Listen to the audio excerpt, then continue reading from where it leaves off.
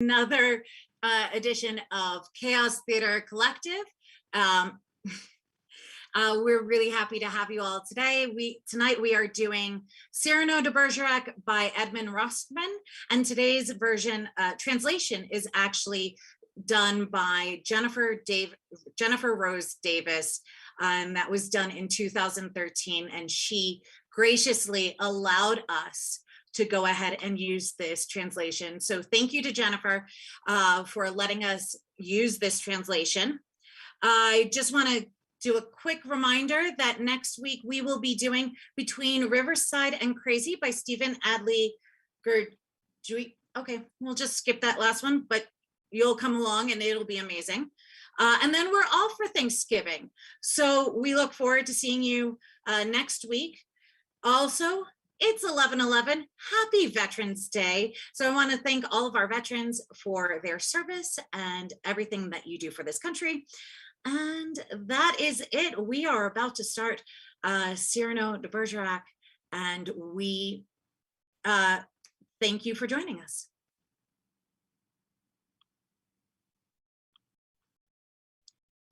Cyrano de Bergerac, a performance at the Hotel Bourgeois. A room at the hotel in 1640. It used to be a tennis court, but it has been refitted and embellished for theater performances. The room is shaped like a long rectangle seen diagonally, so that one of its long sides forms the background of the scene and runs from the first entrance on the right to the last entrance on the left. At the end on the left, one can see the stage at a sharp angle. On both sides of the stage are long wings of benches. The curtain is formed by two tapestries that can open and close. Above the curtain, there is a patterned mantle and the royal arms. Wide steps lead down from the stage to the floor of the hall, with a place on either side for the musicians. There are candles placed along the edge of the ramp. 2 rows of lateral galleries are attached to the back wall of the room. The top gallery is divided into boxes, and there are no seats on the floor of the hall, which is also the floor of the stage. In the back of the room, to the right, there are 2 more rows of benches. There is a stairway rising to the upper galleries, and underneath the stair is a small buffet ornamented with candles, vases of flowers, crystal glasses, plates of cake, flasks of drinks, etc.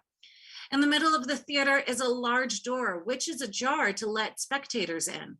On the panels of the floor, in many corners, and above the buffet are playbills printed in red reading La Clorie. As the curtain rises, the room is only half lit and still empty. The chandeliers are lowered to the floor in the middle of the theater, and an attendant is lighting them. An argument can be heard outside the door, and then a palace guard enters briskly, followed by a musketeer. Hey there, pay your 5 sous. I get in free. And why is that? I'm a musketeer. Christian and Linier enter. My friend, I came to make an introduction. Since it seems your lady is not here, I return to my vice. No, stay a while. You know so many people in Paris and at the court. You must tell me her name before I die in desperate ignorance. I fear that she's an intellectual. The convoluted language that they speak is confusing to a man like me, a simple soldier. She's not here. I'm leaving. If I stay here, I'll likely die of thirst. Lemonade? Milk? Wine? What was that? Perhaps I can stay for a little while. Let's see that wine. He sits near the buffet. The food vendor gives him Muscat wine. Ah, bonjour, Roxanne. Linier. Have you seen Monsieur and Cyrano? Meet Ragano, best baker in Paris, a good friend and a cook beyond compare. You do me too much honor, my dear friend. You are a benefactor to all artists. Well, I merely feed them now and then. Much to your credit. He's a writer, too. A poet of no small talent himself, in spite of all his shy, blushing excuses. Oh, and he loves the theater. I worship it. I come here all the time. Monsieur de Bergerac has not arrived? Astonishing. Why is that? Because Montfleury is on stage. That ton of lard. What does he have to do with Cyrano? Haven't you heard how he hates Montfleury and has forbidden him to act on stage for a whole month? Oh, what? Montfleury plays. Indeed. I thought he'd been banned. I know. That's why I had to come and see what happens. Who is this Cyrano? A gentleman well versed in swordplay. And of noble birth. He's in the guards as a cadet. Oh, but here's his friend Lebray, and he can tell you more. Monsieur Lebray! Are you looking for Bergerac by chance? Monsieur Lebray? Monsieur Lebray? Indeed, I'm worried. Have you seen him yet? I've heard he's an extraordinary man. He is the most exquisite gentleman in all the world. A poet. And a swordsman and physician. Musician. Is all of that in an unlikely package? Oh, I'll say. The most bizarre, excessive, brilliant, fine, mad duelist to write into a farce. A giant hat with triple plume of white and doublet with 6 oversized peplums, a mantle flying pompously behind, hiked up over the tail of his sharp sword like an insolent cockerel, and more proud than all the poor nobles in Gascony. He makes his way through the streets of Paris in guise of Puccinello with a nose. My God, oh, what a nose it is. That nose. People cannot pass by him on the street without crying aloud, "Oh, is that real?" They laugh and say, "Why, it's preposterous. Come on, take off the mask." But Monsieur de Bergerac can never take it off. He wears it well, and heaven help the man who mocks him with his unique constance. His sharp blade has cut many more lives than have the shears of fate. Murmurs of admiration fill the room, and Roxanne appears in her box. She sits down near the front, and her duenna takes a place behind. Christiane, occupied with paying the food vendor, doesn't see her. Or does see her. Look up there, messieurs. Isn't she absolutely ravishing? It's her. That's her? Yes, tell me quickly. God, I'm terrified. That's Madeleine Robin, oft called Roxanne. Fine, intellectual. Oh, no, not that. Unmarried, orphan, not noble, but rich. Cousine to Cyrano, of whom we spoke. And that man. Hey, oh, that's the Count de Guiche. Married with her, but sadly married already to the Cardinal Richelieu's niece. He wants Roxanne to marry a certain pathetic lordling, Monsieur Albert, a vicomte and accommodating. She has resisted his design so far. Sadly, de Guiche is a very powerful, and what he can't persuade, he can compel. I wrote about his sly manipulations in a rude poem. Would you like to hear it? The ending is delightfully vicious.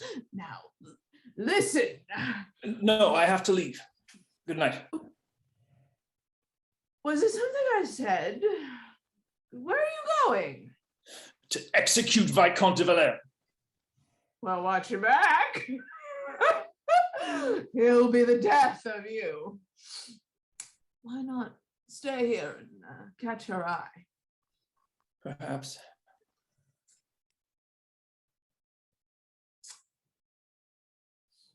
You stay, and I will go and find a drink.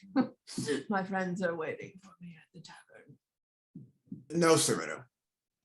Not yet.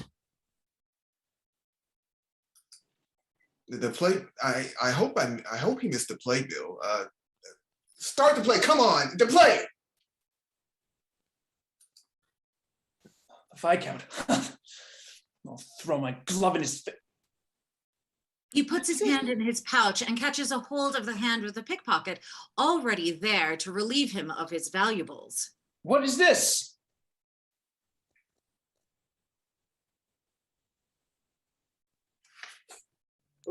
Pardon. I reached in for a glove. And found a hand. What?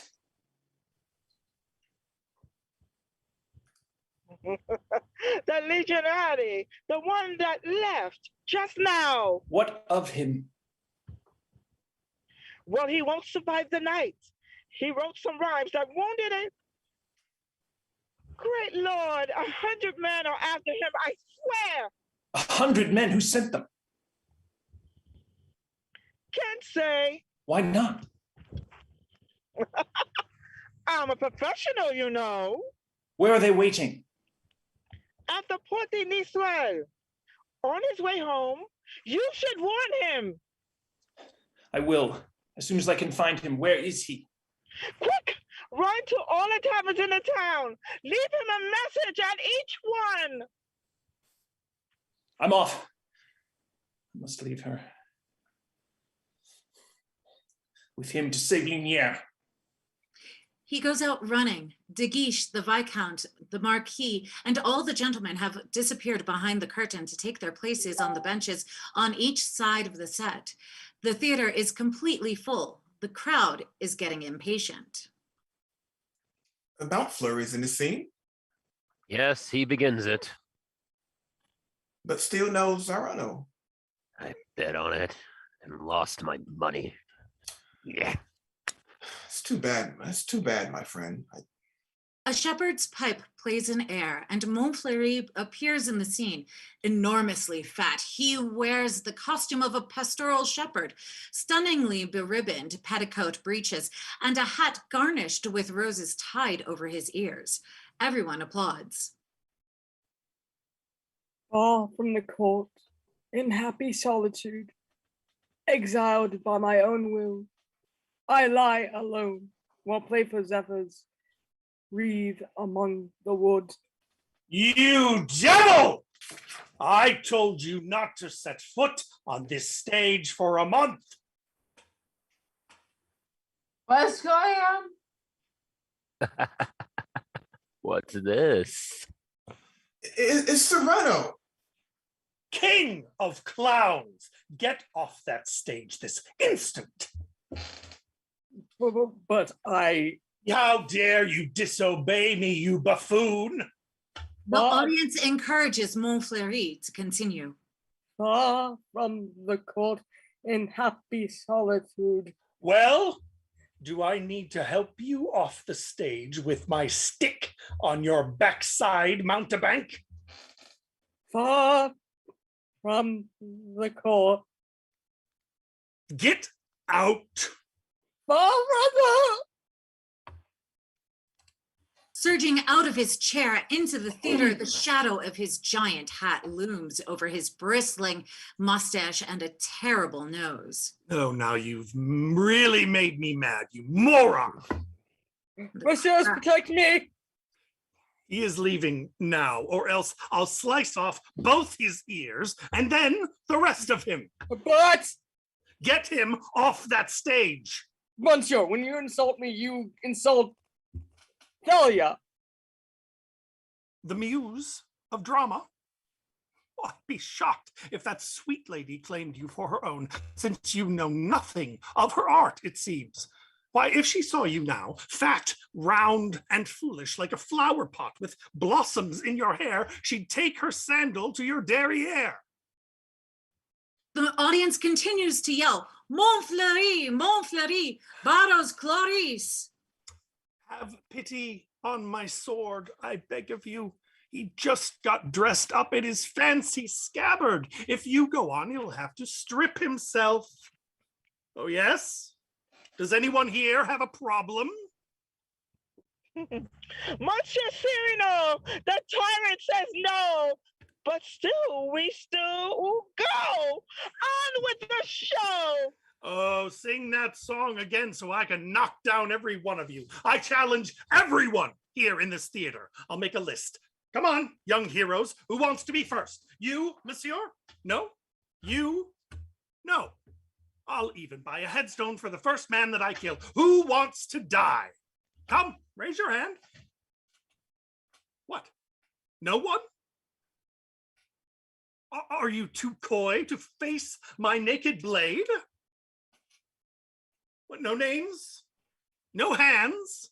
Well, fine. And where was I? Oh, yes. I want to see the theater healed of this giant canker. This, otherwise, I'll have to lance it. But I will rap on my chair 3 times, and Monsieur Full Moon, you will eclipse yourself by the 3rd knock. 1. Stay.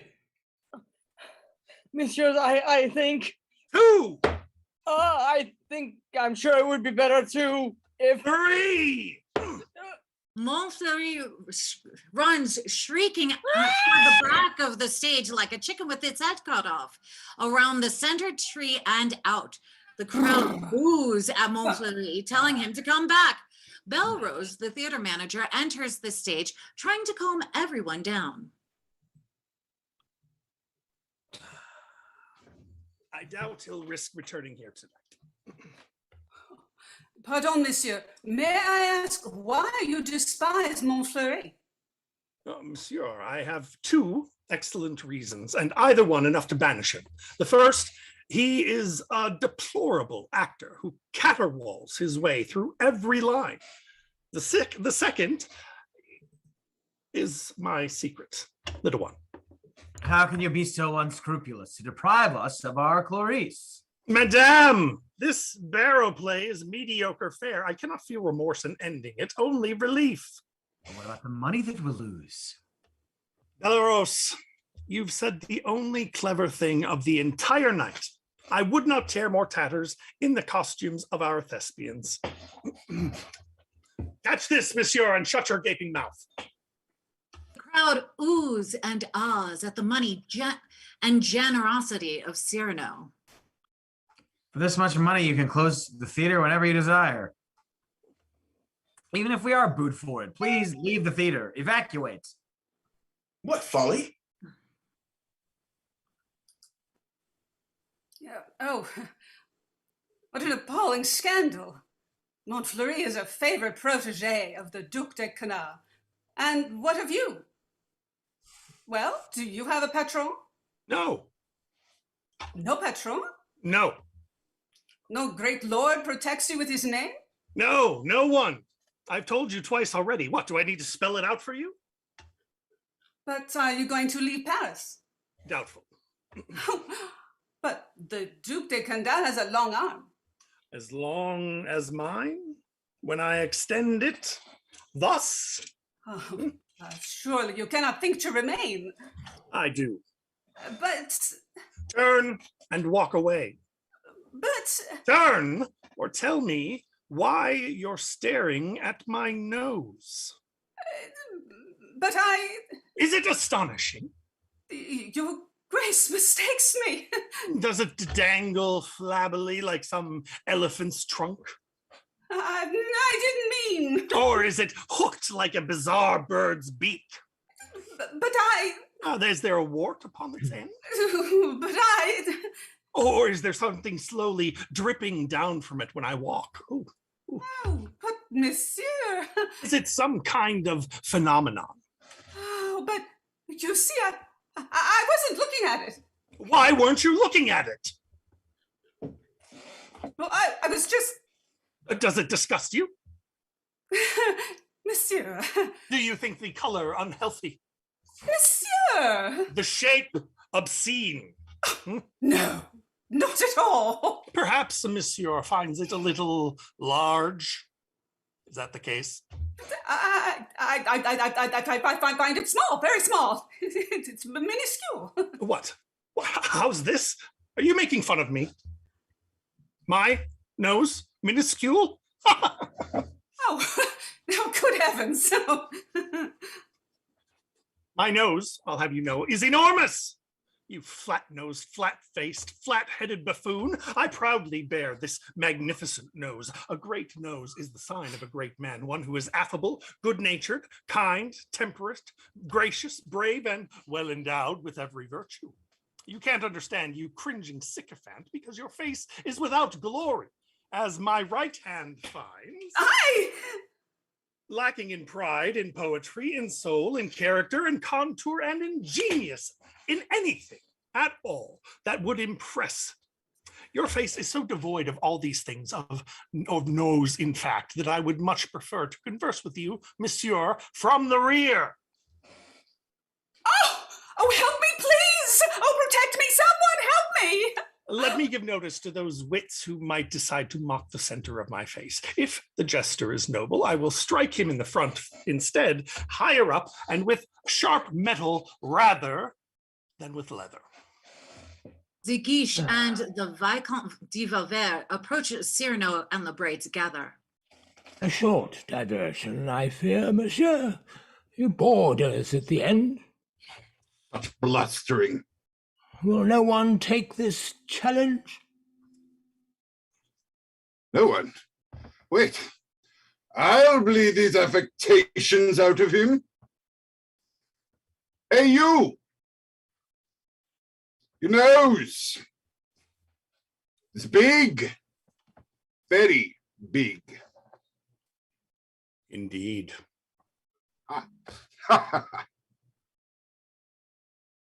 Is that all? Are you sure? Is that all you can come up with, young man? And with this much to inspire your content? You might have said 100 things more apt and varied in effect. For example, aggressive. Run, don't walk down to the surgeon. Give him this simple order. Amputate. Friendly. Oh, it must be quite difficult for you to breathe and drink at the same time. Descriptive. It's a bluff, a peak, a cape. Why no, it's a peninsula. Or curious. Does the whole of France contain sufficient cloth to make your handkerchief? Idiomatic. Is it out of joint? Or it's rather hard to tell. What do you think? Or gracious. You must love the little birds to give them this perch for their tiny feet. Antagonistic. You can't smoke that here, or somebody will cry fire in the theater. Accommodating. Please don't bow, monsieur. You might fall over. Tender. Oh, it's like a little parasol that shades your feet. Appreciative. Oh, what a handy place to hang your hat. Dramatic. When it blows, the hurricanes howl and the oceans rage. And when it bleeds, the Red Sea floods its banks. Admiring. Lovely. You can stop and smell the roses on another continent. Naive. Pardon, monsieur, what is the price to view the monument? Military. Soldier, point that thing at the enemy. Respectful. My dear sir, I must salute a man of your obvious prominence. Or finally, as the great poet of a bygone age might say, it is a nose made by an idiot, full of snot and fury, signifying nothing. My dear monsieur, a mere sampling of what you might have said if you had education or spirit. But sadly, you have not a crumb of courage, and as for letters, you claim only 3. S-O-T. But then, even if you were more than a drunken toady and a fool, and could have served me something of this fare, I would not have permitted you to start to say even the first word of your slight. Since I can mock myself so fluently, why should I suffer any lesser man's indignity? Viscount, leave it alone. Such grand, arrogant airs from such a rustic who doesn't even own a pair of gloves. Just look at him. No ribbons, bows, lace. Enchanté. And I am Cyrano Sauvignon Hercule de Bergerac. Fool! Oh! What now? Unlike your life, your death will be perfect.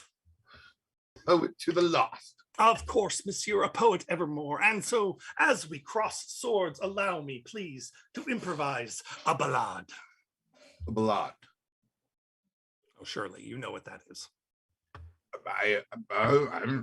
A ballade is comprised of 3 stanzas of 8 lines and a refrain of 4. Why, you... I shall compose it as I fight and hit you at the end of the refrain. No. No? No. Voila! Voila! A ballade of the duel upon the steps of the Hotel Bourgogne between de Bergerac and a buffoon. What's that you're saying? Oh, that's just the title. A circle of curious watchers fills the theater. The Marquis and the officers struggle to control the commoners. The pages climb on each other's shoulders to see better. All the women stand up in their boxes. On the right are De Guiche and his gentlemen. On the left, Lebray, Ragueneau, and others. Wait just a moment while I choose my rhymes. Ah, excellent. Merci. I'm ready now. My hat into the air takes wing. I strip my cloak and so prepare, all carelessly aside tossing from leather sheath. My sword I bear. My revealed elegance is spare, ferocious, agile, fighting fit. So fawning flatterer beware, for when the refrain ends, I hit. Now, where should I begin cutting to carve and serve this peacock fair? What shall we have? A leg? A wing? Your pretty ribbons I will tear and pluck the feathers from your hair. Like buzzing fly, my point does flit. Where will it land? Why, anywhere. For when the refrain ends, I hit. I choose my rhymes with every swing, fit word to blow with utmost care. You're hoping for an opening, but will not take me unaware. I parry and evade the snare. I bind the blade and twist a bit. Look to your sword, it is in midair. For when the refrain ends, I hit. To highest heaven make your prayer, for mercy God may answer it. But I coop and faint, and there! The refrain's ended, and I hit.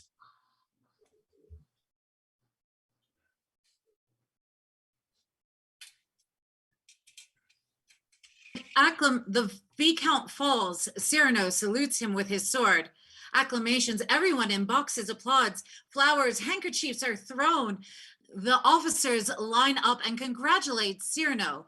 Ragueneau dances with enthusiasm. Lebray is both happy and anxious. The Viscount's friends pick him up and bear him away. Beautiful. Breathtaking. Priceless. Novel. Senseless. We really need to talk. Of course, old bear, but wait until the crowd clears out a bit. Can I sit here a while? Of course, monsieur. Clean up, throw everyone out, close the doors. We'll come back after dinner to rehearse a new farce for tomorrow. Dinner, monsieur. Me? Oh, no.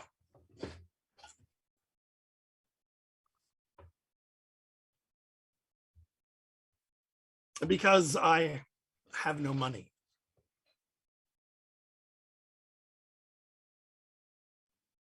The sack? The sack was all of my inheritance. Here one day, gone the next. Lebray? Oh, my apologies. For the rest of the month, how will you live for the rest of the month? I don't know. You idiot, to throw it all away. What nonsense. Well, perhaps, but what a gesture. Pardon, monsieur. Forgive my interruption. I know you're hungry, and it breaks my heart. Look, I have everything that you could want. Please, will you take some? My dearest girl, my Gascon pride forbids me to accept any sweet other than your sweet regard. However, since I fear to see those eyes in tears if I refuse, I will consent to take a little morsel, just a grape. And only this glass of water. Clear. Oh, and half a macaroon. Stupidity. But monsieur, won't you take something else? Something Oh. more? Yes, your hand to kiss, dear mademoiselle.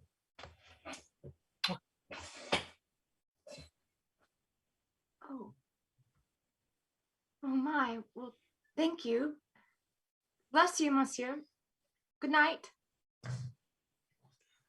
Complain away, my friend. I'm listening. Dinner, drink, and dessert. And I'll sit here. I am so famished, friend, that I could eat a cart horse, hooves and all. What were you saying?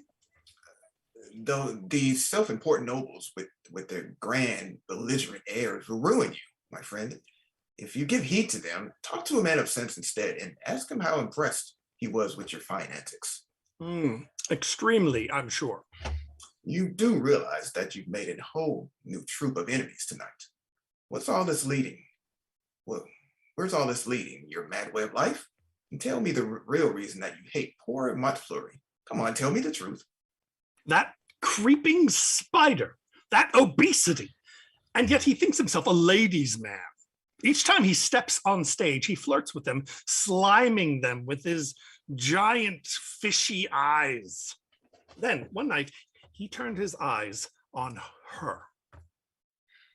My friend, it was like seeing a foul slug as it crawled over a beautiful flower. 'Tis possible?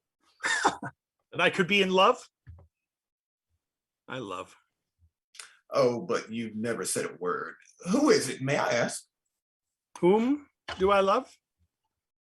Just think with me. Whom would I choose to love? A man like me, so ugly that his nose precedes him by a quarter of an hour. Whom would I love? Who but...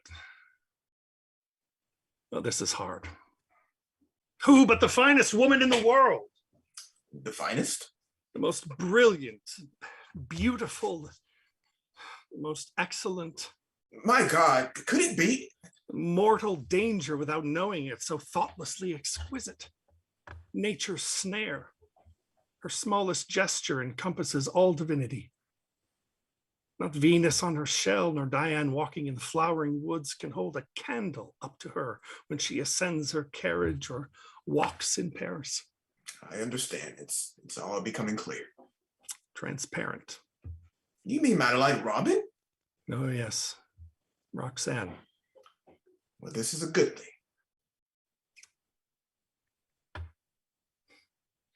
Well, this is a good thing. If you're in love, then tell her. For today, you were a glorious hero in her eyes. Take a good look at me and tell me how I could have any hope within my heart with my face bearing this protuberance. My illusions are long gone, my friend. Yes, there are some times in the gentle evening when my heart softens and I find myself amid a garden in the fragrant twilight. A sudden thrill runs through me. I forget. Then I see my shadow on the wall. Dear friend, are you crying? Oh, no, never that. No, it would be too horrible to see tears rolling down this long, repulsive snout. Love doesn't come without a little risk. What about your courage and your spirit, your skill, and all of your other qualities? This little feat that you performed tonight was a delightful banquet of senses. Her eyes were full of kindness as she watched. She certainly has some regard for you. Perhaps that's true. So why not take the chance? Did you not see her face turn pale with fear during her fight? She turned pale? Are you sure? You already impressed her heart and her mind. Now seize the day and tell her how you feel. Oh, why? So she can ridicule my nose? 'Tis the only thing I fear in the whole world.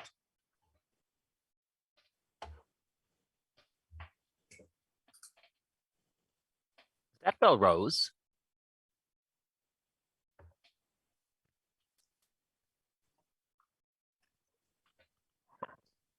Someone is here for me? Yeah, it was bell rose. I wonder what he has to say. He's coming. Pardon, monsieur. Someone is here for you. Oh, it's her chaperone. Monsieur, I bring a message from my lady. She wishes news of her courageous cousin and asks where she may see you privately. See me? See you. She needs to speak with you about some things. Some things? Some things. Oh, God. Tomorrow, as the first roses of dawn are blooming, she'll leave her house to hear Mass at the Cathedral de Saint Ruth. Oh, God. And afterwards, Ah. is there a private place where she may see you? Where? Oh God. We can meet at the house in the house of Ragueneau, the baker. Where is it? Where is it? On the street. Oh God. What street? His house is on Rue de Saint Honore. She'll come. Be there at 7. Yes, I will. Roxanne and I. Oh God. A rendezvous. So now, will you calm down? Now, I will be frenetic, agitated, incandescent. We're leaving now. They go upstage toward the grand opening to the back, enter a number of officers and Belrose holding up a staggeringly drunk Linier. No. What is it? A giant lush. Oh, Linier, what happened to you?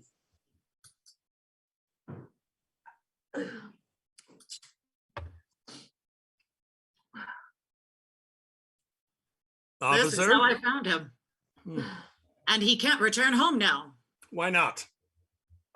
It's note. It warned me 100 men because of the poem I wrote. They had to put the Nestle. Oh, and I have to pass it to get home. Please, let me sleep here tonight. You say 100 men are after you? Linier, I say you'll sleep at home in your own bed, my friend. Oh, but Now, take this lantern. Go. I swear to you that I will be your guardian this night. Forward, march. Messieurs, now when you see me charge them, don't join in the fight to save me, or you then will need some saving of your own. I must see this. Come with us, actors, all you ladies too, you, Doctor, Isabel, and everyone. You'll add a bit of charm and merriment. The musicians join the procession that forms. Someone takes down the footlights from the stage and distributes them. The procession becomes a caravan of lights. Bravo! Come, officers, and you fine ladies. Let several pass before, and now I'll go. You asked why they would send 100 men against one poet? It's because they know that he is a dear friend of Cyrano. Now, to the Porte de Nel! He leaves, his companions follow. Linier staggers in the lead, then the actresses on the arms of the officers, and then the officers frolicking. They march into the night, into the sound of music and laughter, illuminated by the glimmering light of candles. Act 2, the Poets' Cafe. The shop of Ragueneau, baker and cook, a grand establishment at the corner of the Rue Saint-Honoré and Rue Delberg. Through the glass panes of the back door can be seen the gray light of dawn. To the left in the foreground is the counter, and above it Above it, a wrought iron shelf with hanging geese, ducks, and white peacocks. Great blue and white crocks abound, filled with large bouquets of sunflowers and other wildflowers. On the same side, in the background, is a huge fireplace in which a set of andirons support a spit and several small cooking pots. Roasting birds weep juices into the drip pans below. To the right, in the foreground, is a door. In the background, a stairway rises to a little closet. Within the open shutters, one can see a small private dining room with a finely set table and a thin taper lit and shining. A wooden gallery precedes it from the top of the stair, appearing to lead to other similar rooms. In the middle of the cafe is an iron ring on a rope and a pulley from which large cuts of meat and game are hung. In the darkness under the stairs, the ovens spark and smolder. Gleaming copper pans hang from the walls of delicious pastries adorn the tables. Hams hang from the rafters.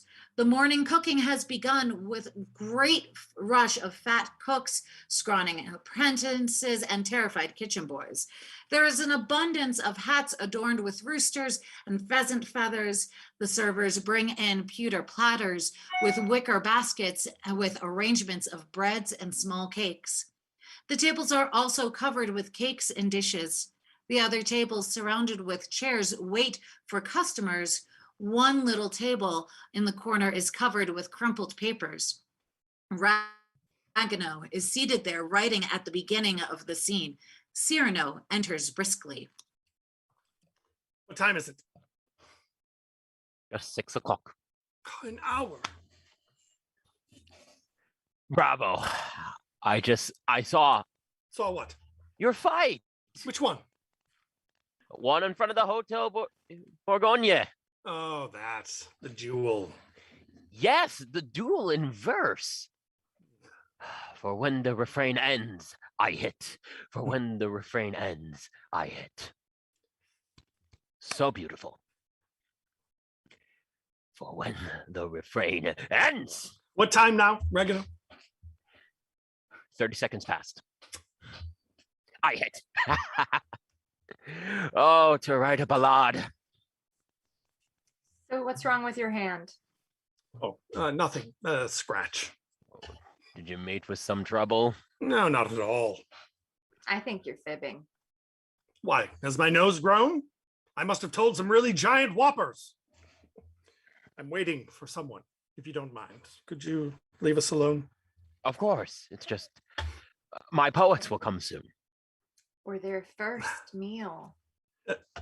Can you remove them when I signal you? The time is now? 2 minutes after 6. Have you a quill? A swan's feather for you. Bonjour, bonjour. What is this enormous noise? A musketeer, my wife's new favorite. A great warrior. He'll tell you so himself. I cannot speak single word of all those locked in here, but maybe if I write. That's it. I'll write the same letter of love that in imagination I have penned 100 times whenever she is near and my soul dreams of her in pen and ink. Ragano, Lys, the musketeer, and Cyrano at the writing table, and the poets are dressed in black, dusty, and dirt-stained. Here they come, your literary turds.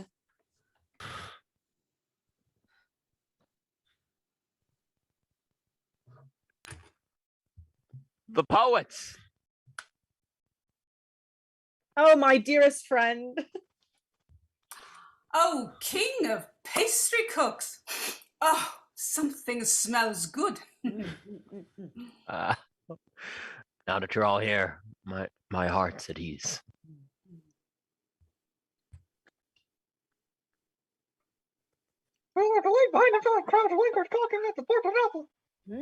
To see 8 Begrands battered on the stones and slashed to ribbons by some swift, sharp sword. 8? I thought only 7. Do you know the hero who performed this epic deed? Me? No. Do you? Perhaps. My only love.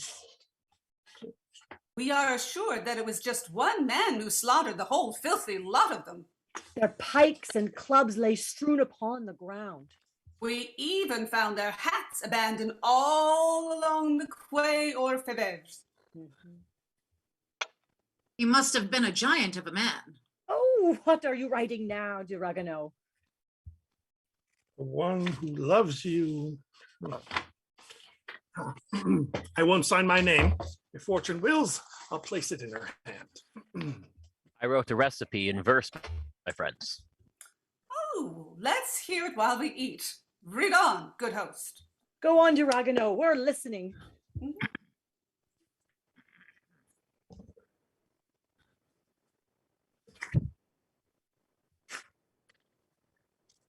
A recipe for making almond tarts. Whip some eggs. First yolk, then white. Very light. In the eggs incorporate the liquid of 1 small lime. So sublime. Take some sweetened almond milk and create a custard thick.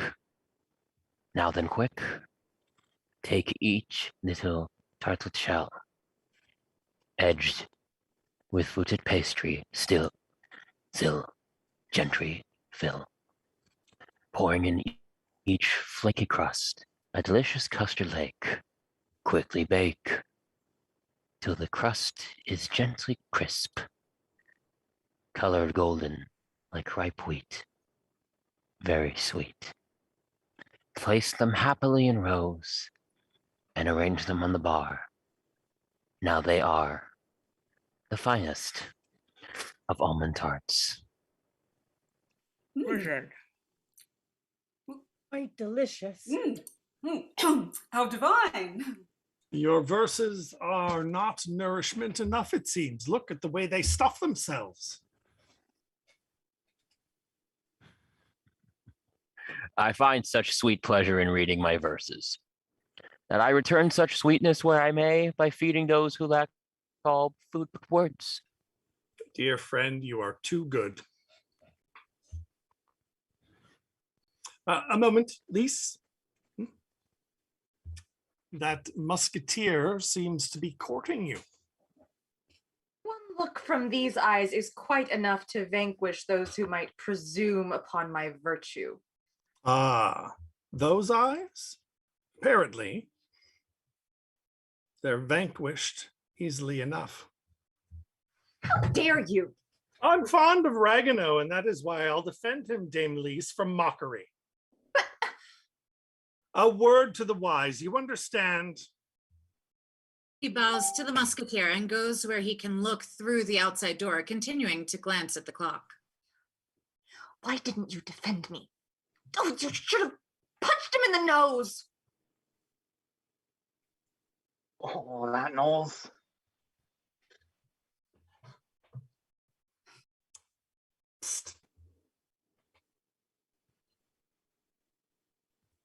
You didn't hear me that time. Shall we go in here?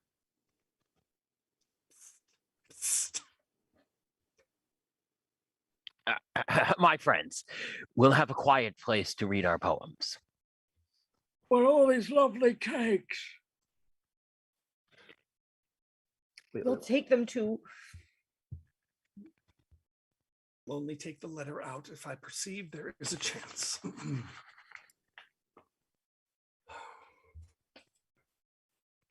Roxanne, masked and followed by the duenna, appears behind the glass.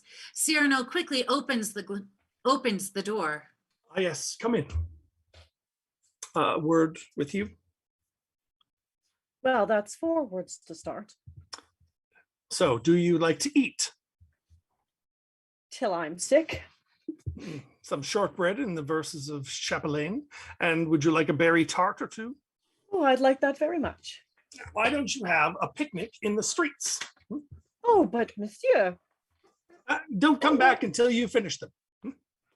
He recloses the door and comes back to Roxanne, stopping at a respectful distance. Blessed be the hour above all hours when you remembered me and came again into my life to tell me. To tell me what? First, I must thank you for that fool that sought you overcame so quickly yesterday. 'Tis he that's a great lord, in love with me. De Guiche? Seeks to impose on me as husband. I see. I would like, I fought not just for my poor nose, but also for your dear eyes and your virtue. Then I would like, but yet before I speak, I need to find the friend, the almost brother with whom I played so very long ago in grassy meadows by the lake. Oh, yes, I remember. You came to Bergerac each summer. Back then, your stores were reeds. And all your dolls had golden corn silk hair. A time of youth and youthful flights. And was I pretty then? Not bad, I'd say. So many times you would come running in to me, your hand all cut up from some scrape, and I would play the scolding mother hen and say to you in such a chiding voice, "Ah, what's this? Have you hurt yourself again?" Oh no, this is too much. You have indeed. No, show me. At your age, where was this done? When I was playing by the Port de Nel. So tell me while I clean a little blood. How many did you fight? 100 more. Tell me. No, please, forget it. Did you not have something that you wish to say to me? From past to present, I can tell you now, encouraged by the scent of memory. It's just, you see, that I'm in love with someone who knows nothing of this. Not yet, at least, but soon. I hope he will. But keeps his feelings close to his heart.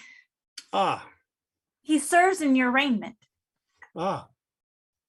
In fact, he's a cadet in your guards.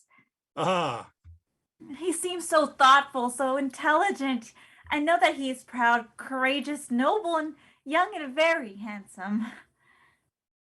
Handsome? What? What's wrong? Me? Nothing. Just my hand. And so I love him madly, even though I've only seen him once while at the theater. Never spoken to him. Or I spoke. He's a cadet? Yes, in your regiment. His name? Baron Christian de Novelete. He's no cadet. He just enrolled today with Captain Carbon de Castel Jalou. So quickly, Cupid's arrows find our hearts. But my poor little one, what will you do? Pardon, monsieur. I've eaten all the cakes. Good. Now read the sacks. My poor dear, so cultured in your taste for poetry. What if you find he's nothing but a brute, a savage, an illiterate? Oh no, impossible. His softly curly locks declare him an Adonis. Oh, do they now? And if in spite of his fancy coiffure, he's inarticulate? I know he's not. The words are fine if the mustache is fine, I see. But dearest, what if he's a fool? Then I will die this instant. Why have you brought me here to tell me this? I do not see your purpose, mademoiselle. I had to speak to you because I heard some terrifying gossip yesterday. You are all Gascons in your company. And we harass recruits who are not pure, fierce-blooded Gascons like the rest of us. Is that what you were told? Oh, is it true? My heart is trembling with the fear of it. Not without cause. Well, then I thought of you. How yesterday you were invincible, chastising the Viscount against those brutes. I thought, if whom all look at fear. Very well. I understand your purpose, and I will look out for your pretty baron. I know that you will keep him safe from me, because we've always been so very close. Yes, I see. You'll be his friend? I will. No, not let him duel? No. Bless you, my dear. How I adore you. Now I must get back. Tell him to write me. I love you so. Yes, yes. And don't forget, tell him to write. 100 men. Why, I must hear the tale. Another time, also, alas, I have to run. 100 men. How brave. Ah, not so much. I've been much braver since. She goes out. Cyrano sits immobile, eyeing the ground. There is a silence. The door to the right opens and Ragano pokes his head in. May I come in? Well, if you must, come in. Ragano makes a sign to his poets and they all come in. At the same time, Carbon, dressed as the captain of the guards, appears at the outside door. He makes a grand gesture when he sees Cyrano. Why, here he is. Ah, Captain, at your service. We heard it all, our hero. The cadets are on their way. Huh? What? Come on, hero. I must buy you a drink across the street. No, I think not. He's out of sorts. The hero does not want to celebrate. Now you've done it. Here they come in force. Now, one's dead. Dead! What? Wounds! Red! Oh, bravo! Baron, The Baron. Baron. Baron. Well done. Well done indeed. Baron. Come to my arms. For pity's sake, Baron. Look how he blushes. We embarrass him. Thank goodness I found you. I found you here at last. A frenzied crowd is coming right behind me. Follow those who saw you fight last night. Surely you didn't tell them where I was. Surely I did. Oh. Fiorino Marais is coming here at once. Oh dear. My little shop is overwhelmed. It will break everything. How marvelous. Yesterday, I didn't have nearly this many friends. Today you paid the sweet price of success. Enough. I said enough. Everyone steps back and De Guiche appears. Monsieur de Guiche. He comes here representing the Grand Marshal. Who wishes to express his compliments for the brave escapade of which is heard. He'd never have believed it, but these men swear that they saw you fight. With our own eyes. Your exploits seem to be a tour de force. You serve amongst these rowdy Gascons, no? Serve with the cadets. Aha. And all these haughty gentlemen, these are the famous, infamous cadets. Oh! A poet is a luxury these days. Would you be mine? I know, monsieur. No one's. You're proud. You noticed, did you? Cyrano! Look what we found this morning on the quay. Peculiar birds to leave behind such plumes as they were fleeing. Plunder of the oppressed. Very funny.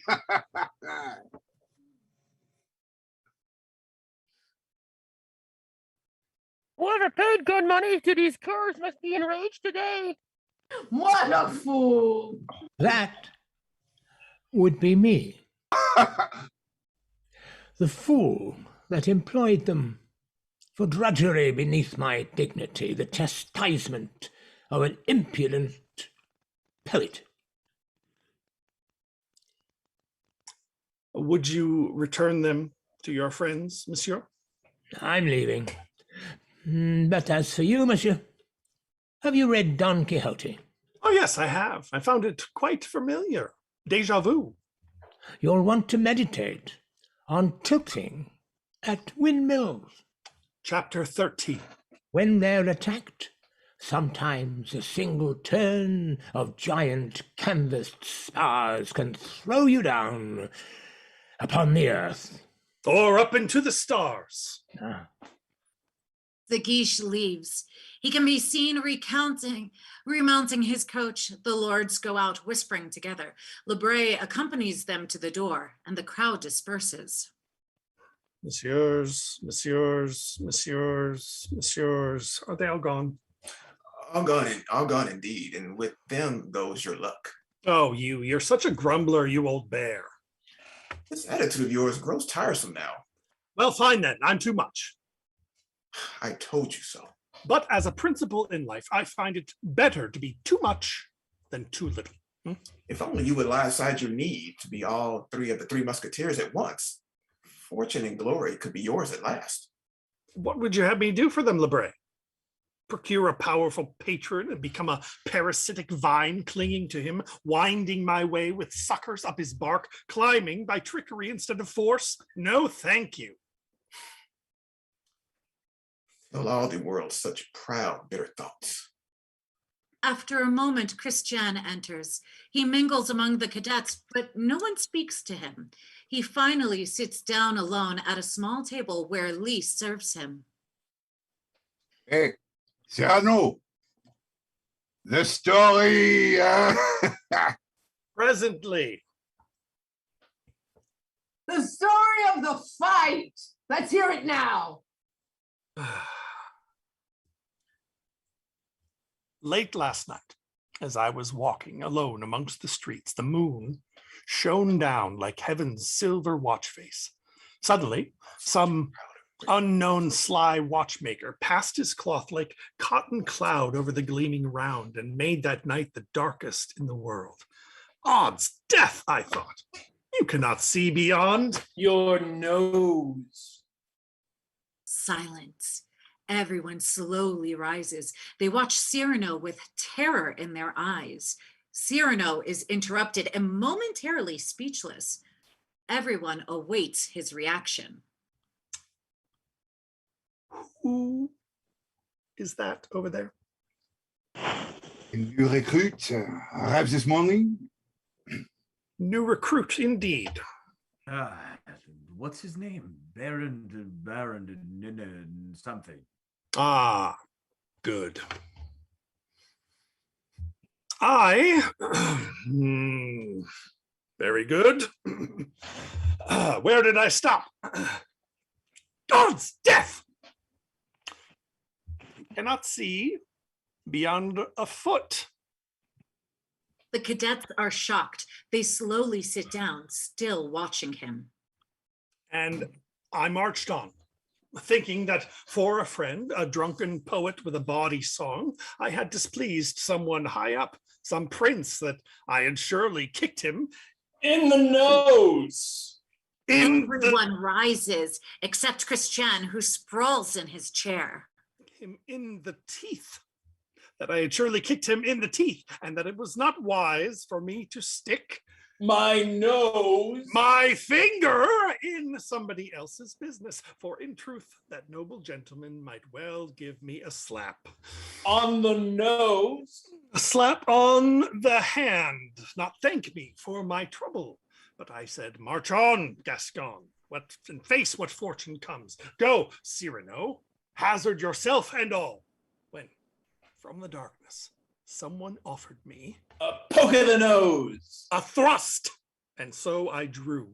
I found myself surrounded.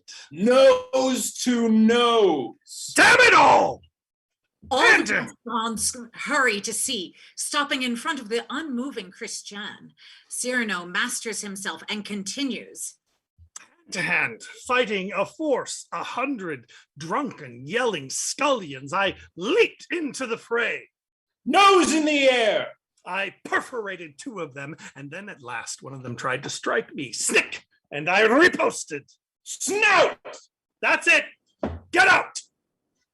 Oh, you woke the dagger. Everyone, leave now. Leave me alone with this man. Oh my God, what's going to happen here? It fills me with fear. They all go out, some by the back, some by the sides, some disappear by the stairs. Cyrano and Christian remain face to face, staring each other down. Come to my arms. Monsieur. Such bravery. Ah, that. But Very brave. I like him even more. are you talking to me? I am her brother. Whose? Hers. Huh? Why, Roxanne's. You are her brother. Well, sort of a distant, fraternal cousin. And she has told you Everything. and does she love me? Perhaps she does. How glad I am to know you, dear monsieur. Why, here's a sudden change of sentiment. I'm so very sorry for before. For all the things you said about my nose. I take them all back, shamed by my own words. Our Roxanne wants a love letter from you. Oh no. What's wrong? I cannot write to her. I'm hopeless, useless when it comes to words. What do you mean? You're nothing of the sort. For you did not attack me like a fool. It's simple to find words to start a fight. Such coarse language comes easily to me, but women make me trip over my tongue. For I am one who knows not how to speak of love. I'm so afraid. It seems to me if I were made after a better model, I would be fluent in love's subtle language. Roxanne is so refined, so beautiful, sophisticated and intelligent. My lack of grace will surely disappoint. Only I had an interpreter to speak aloud the utterance of my soul. I need some eloquence. I have too much.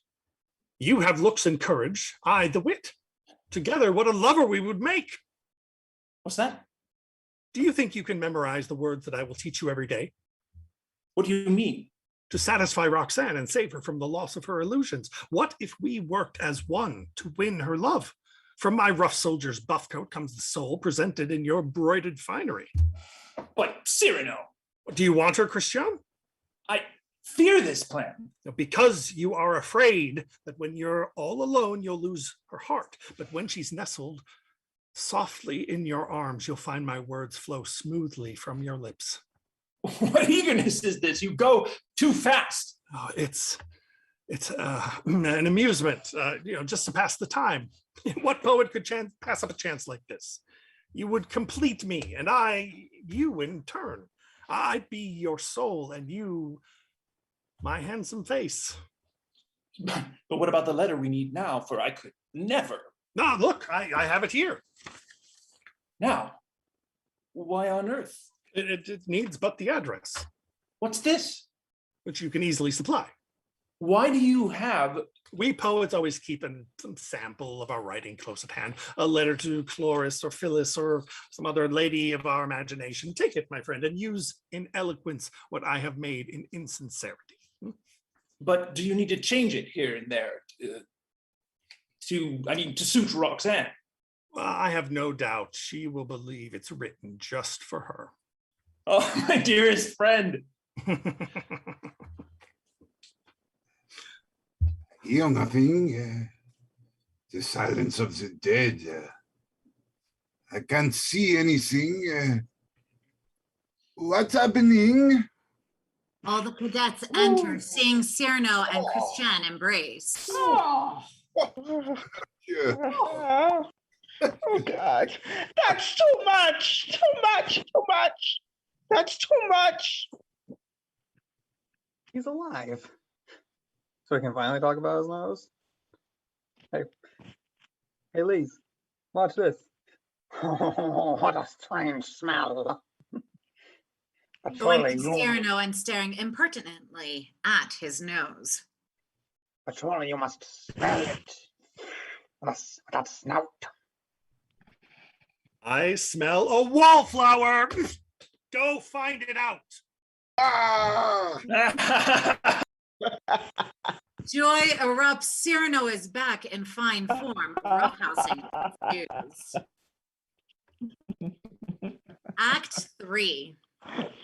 The Kiss of Roxanne. A small square in the old section of the Marais, bordered by the ancient houses with a glimpse of a narrow street between them. On the right is Roxanne's house and the wall of her garden, which is bordered by large trees. Over the door is a window and a balcony. The bench rests beside this doorstep. Ivy climbs the wall and jasmine twines around the balcony, blowing softly in the wind. One could easily climb up the balcony using the bench and jutting stonework. Across the square is a brick and pier house. The door knocker of that house is wrapped in cloth. As the curtain rises, the duenna is seated on the bench. The window is open on Roxanne's balcony. Near the duenna stands Ragueneau, dressed in livery. He is finishing a story and wiping tears from his eyes.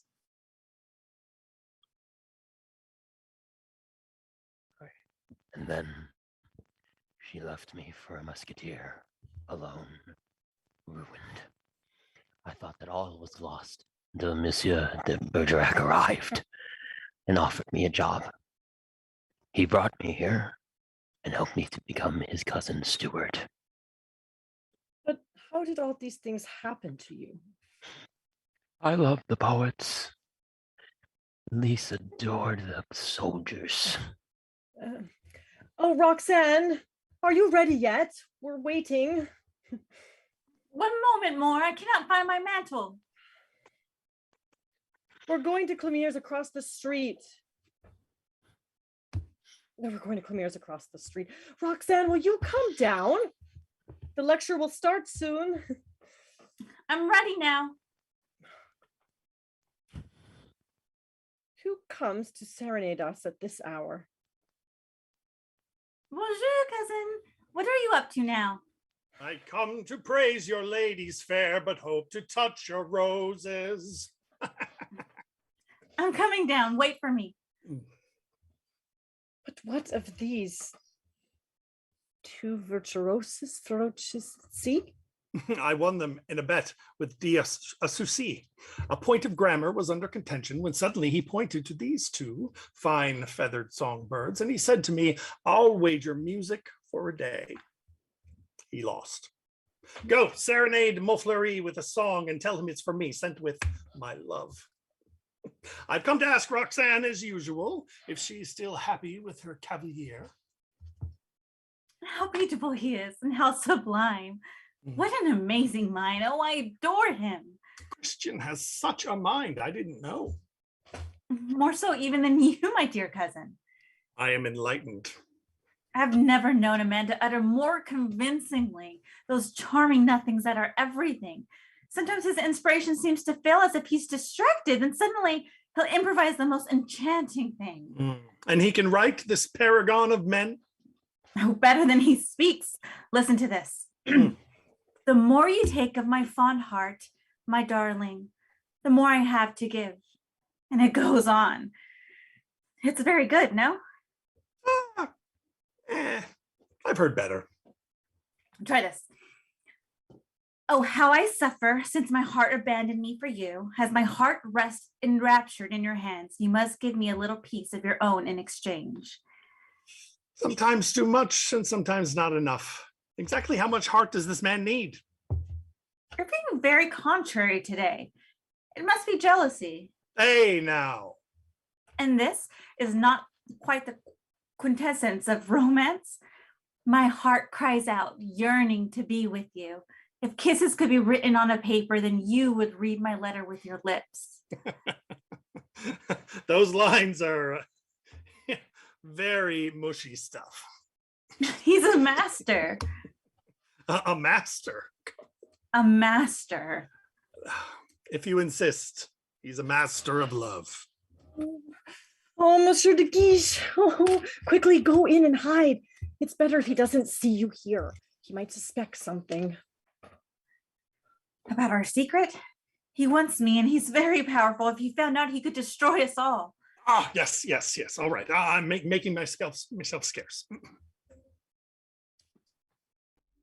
I was just going out. I won't be long. I came to take my leave of you, Roxanne. You're leaving. For the war. I didn't know. Tonight, in fact. Oh my. I have my orders. We are to fight in the siege of Arras. I see that my departure leaves you cold. Monsieur. It leaves me utterly heartbroken. Will I see you again? And if so, when? I have been promoted, Roxanne, did you know? I am a colonel now. Well done, monsieur. Commander of the guards. The guards, you say? Your aggravating cousin's regiment, that irritating braggart. Why, the war will be a perfect place to take my vengeance. What's that? The guards are going to war? Of course. It's my command. Oh, not Christian. What is it? Oh, it's just that suddenly I realize how sad this parting is, to lose someone so dear to me to war. Oh, such sweetness from your lips you offer me. For the first time, the very day I leave. You said that you want vengeance on my cousin. What? Are you fond of him? No, not at all. You see him often? No, infrequently. I see him all too often for my taste around Paris with one of the cadets. That villain, something like that. How will you be revenged on Cyrano? By giving him the very thing he wants? You send him to the battle he adores, a paltry vengeance. Now, if it were me, I'd do it differently. What would you do? Well, when the army moves out, I'd leave him here in Paris with the troop of cadets, denying him his opportunity to join the fighting would surely enrage a man like him. You want to punish him. Just take away his precious war, monsieur. Oh, you are a truly impressive woman. It takes a woman like you to conceive such a delightful scheme. It will consume him. He will be mocked for being left at home. His friends will laugh, and so you are revenged. You love me just a little, then, my dear? When you adopt my vengeance as your own, I'd like to see that as a sign of love, Roxanne. Perhaps it is a sign of love. Well, here are the orders for each company. This one for the cadets I'll keep close by. Cyrano, your warlike appetite will go unsatisfied. So, mademoiselle, you like to play with such little games with men? Sometimes. You drive me mad, my wilful beauty. But I must leave tonight. Oh, how can I go when I at last am close enough to feel you tremble? And I must... listen to me. There is a Capuchin convent nearby. I'll hide myself with their friar's robes until everyone thinks I've gone, and then I'll take on some disguise and return here to spend one perfect night with you. We can't. If anyone find out, Your Honor. Ah. But the siege of Arras. What do I care? Give me tonight. No. Just say yes. No. No. I cannot let you sacrifice yourself. No. No, now you must leave. Oh. And Christian stays. Go now and be my hero. To be called dear by your fair lips. So you do love me. You see how I tremble. I go. Are you content? Oh, yes, my friend.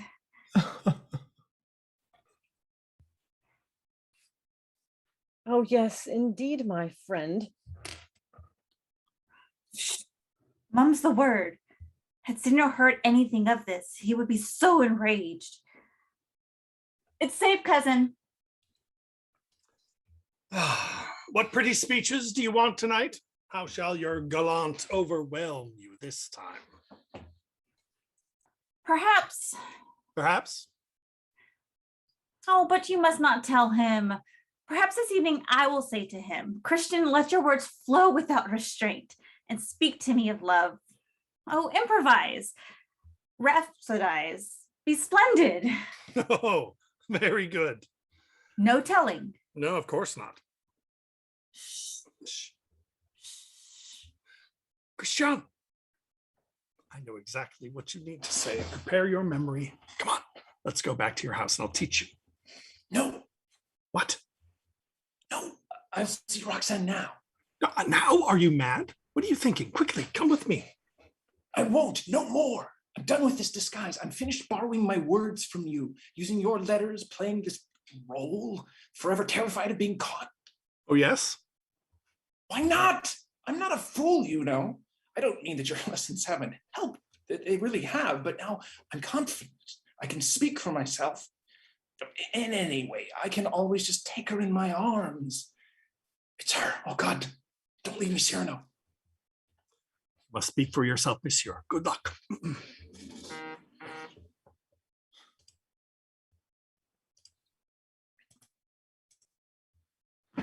Evening has fallen. The night air is fragrant.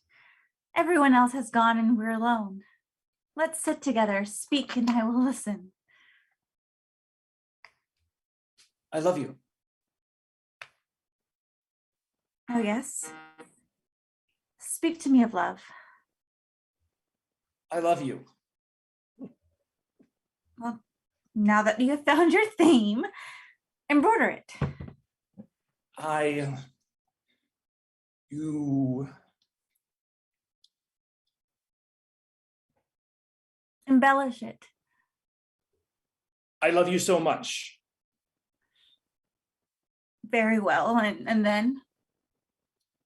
And then it would make me so very happy if you would love me too. Tell me you love me.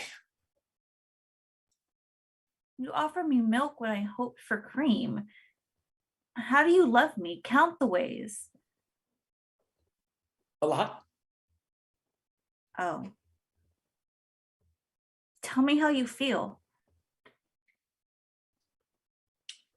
I love your neck. I want it so badly. Christian. I love you. And again, more of the same. No, I don't love you. I'm listening. I adore you. Oh. I'm a fool. Indeed. And it displeases me almost as much as if you were ugly. Oh, but Roxanne. Oh, go on. If you hurry, you may catch your eloquence before it gets away. Roxanne, don't leave. I want to tell you. What? That you adore me? Ah, yes. Yeah, I know. Good night. Please go away. But Roxanne! She closes the door in his face. Cyrano, who after a moment has come back and has seen everything. Bravo, monsieur. Please help me. Oh, I don't think so. Cyrano, I'll die if I can't get her back this instant. It's very dark tonight. What do you mean? Well, we can fix this. Not that you deserve it. Be silent. Place yourself there, imbecile, beside the balcony. I'll stand beneath and whisper words to you. But I... Shut up! Call her. Roxanne! Get ready. Here we go. Who's there? It's me. Which me? It's me, Christiane. Oh, you. Well, never mind. Please, can we talk? Good. Make your voice lower if you can. Talking with you is tedious. Go away. I beg you. You don't love me anymore?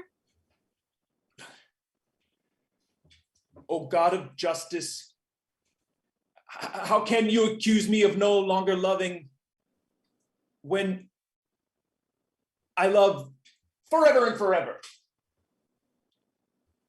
That's much better. So love grows passionately in the midst of my unquiet soul, where he, cruel child, has made his cradle. Even better still. But if he's cruel, why not strangle love at birth? I tried and failed. This newborn love is infant Hercules and strong enough to strangle the serpents that oppose him, pride and doubt. Trisbon, why do your words hesitate? Is your imagination crippled? It's a working switch. Because my words must grope in darkness, searching for your ears. Mine have no difficulty reaching you. Perhaps your words cascading from above fall quickly, whereas mine in climbing up must take their time. But now they seem to come more quickly than a few moments ago. They have become accustomed to the climb. Am I so very far above you then? Oh, yes. And you will kill me if you drop a single brutal word from such a height into my heart. Perhaps I should come down. No. Then you climb up? No. Why not? I pray you, let there be some mystery in our encounter here. Some few moments where I can speak to you unseen. Unseen? Imagine it. How charming the conceit. You see only a dark cloak in the night, and I, the shimmering whiteness of your dress. Naught but darkness, you a radiant light, and only in this anonymity can I finally speak. Why not before? Because until just now I spoke from... What? From dizzy heights where men caught in your eyes fall hapless. Tonight I feel as if I speak to you for the first time. Even your voice has changed. Oh yes, for now I speak in my own voice, wrapped close in the protection of the night. It's like a dream come true, so wonderful, so very new to me. So new? Oh yes. To speak from a sincere heart now unlocked and free from any fear of laughter. Oh, but why would someone laugh? Because my heart, my inmost spirit reaches to the skies, stretching to catch the purest evening star. I reach, but then I stop myself before I touch the perfect flower for fear of scorn. The flower of happiness? But suddenly I feel it above all, and everything now lies within my reach. Within your reach? You never spoke this way before. Before was pretty nothings, meaningless, but sweet arrows, hearts, and so on. How one longs for something fresher, cooler on the lips. But poetry. Oh, I hate it. When in love, it is a crime to waste one's breath with words. For the inevitable moment comes, I weep for those who never feel it, when we understand at last the truth of love. If this were that moment of truth for us, what sort of words would you now have for me? All those that come to me, I throw them at you, all mixed up without refinement, ornament, or poetry. I love you. I want you. I cannot bear it. I'm suffocating. I'm mad about you. It's too much. I can only think of you. Your name rings through my heart like chapel bells, and every time I hear the name Roxanne, I tremble. Each moment I recall and treasure it. Last year, one day, the 2nd day of May, you changed your hair to go out in the morning. My eyes were captured in those shining curls, like someone who stares too long at the sun, sees a golden glow around all things. Yes. This is really love. Oh God, it is. This jealous, overwhelming, desperate storm filling my soul with melancholy fury, driving away all selfish, impure thoughts. I'd sacrifice all happiness for you. I never dared to hope for so much bliss. I could die in this moment, since I know my words have made you tremble, love, and weep. And you, pale blossom, I can feel the passion that makes you shake whether you will or no, quivering down the fragrant jasmine branches. I tremble. I weep and I love you. I'm yours. You have intoxicated me. Am I the one who makes you feel this way? Oh, death may come, himself may come and take me now. I would surrender to his power gladly. What more could I desire from life than this? A kiss. What? What? Oh. You asked for... Yes, I asked. Too fast, you fool. Now is the perfect time. She's so moved. Let's make the most of it. Yes, I did ask. It's true. But now, of course, I realize that I have dared too much. You do not want? I hardly dare to ask for fear to offend you. But oh yes, I want. But do not. Why not? Be quiet, Christian. What are you whispering? I tell myself, be quiet, Christian, for I know that I have gone too far. What's that? A moment, please. Someone is coming. What are you, friend? A new Diogenes? Oh, friar? I'm looking for the house of Mademoiselle Madeline Robin. You want to go that way. Go to the right. Always keep to the right. Thank you, my son. I'll say a rosary for you. Goodbye. Good luck. Happy to help. Get that kiss. No. Yes, sooner or later. You're right, of course. It's inevitable, that giddy moment of sweet exultation when your lips meet, because like calls to like. Beauty yearns for beauty like itself. I would love to be the reason why.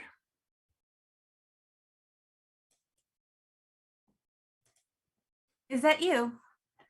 We were speaking of... A kiss.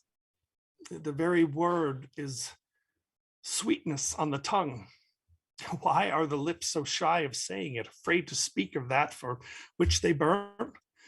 The final step, the last, littlest distance from tears to kiss is quiveringly close. Oh, don't. A kiss, a kiss. What really is a kiss? A solemn vow, an intimate promise, silent confession passed between the lips. One little sighing breath straight from the heart, and from the lips a tiny taste of soul. Oh, please. One kiss, madame, the noblest gift that e'en a queen of France could well bestow upon the happiest of English lords. Yes. Come, gather your sacrament of flowers. Climb up. And taste their sweetness. Climb, you fool. The flutter of wings. Up. This perfect moment. Climb up, animal. Christian leaps up, and by the bench, the foliage, the pillars, attains the banister, which he steps over. Oh God, Roxanne. My breaking heart. Kiss. The lavish feast of love to which I'm not invited. just a tiny crumb comes to me in the night, for it was I that lured her with my voice, and it is I whose word she kisses on his handsome lips. Oh, the friar again. Oh, there! What is it now? I was just passing by. Is Christian here? What, Cyrano? Monsieur, cousin. Bonsoir. Uh-huh. I'm coming down. Oh, please, not him again. I'm here. I'm sure. It mustn't be one of these. Madame Robin? Ah, I thought you said Roland. No, bro. I said Madeleine Robin. What is this? A letter. From whom? Well, it's rather hard, delicate for me to say. For one, my calling, I have great lord who... It's de Guiche. He dares. Of course he does. But I have no fear of him anymore. Good friar, I must read this letter to you. Listen. Mademoiselle, you must submit your will unto the will of Cardinal Richelieu in this affair. For this reason, I send these lines to you. By an intelligent and trustworthy and very holy friar, tell him my wish, that he perform the sacred rite of marriage within the hour. You must be wed tonight in secret to Christian de Neuvillette. I send this knowing that it will displease you. Resign yourself and muse on heaven's grace. Your very humble servant, etc. A great lord, I have said it, never fear. Oh God, it's horrible. You are the groom? No, me. But I... Oh wait, there's something more. P.S. Give to the Capuchin convent 120 pistoles from me. Gracious, a very gracious gentleman. Sign yourself. I am resigned. As Ragueneau opens the door for the friar, whom Christian invites to enter, she whispers to Cyrano. And you must go to delay to de Guiche. He's coming here. He must not enter until... Understood. How long to marry them? 15 minutes. I'll buy you time somehow. Come on, Christian. How can I make Monsieur de Guiche get lost for 15 minutes? Oh, I have a plan.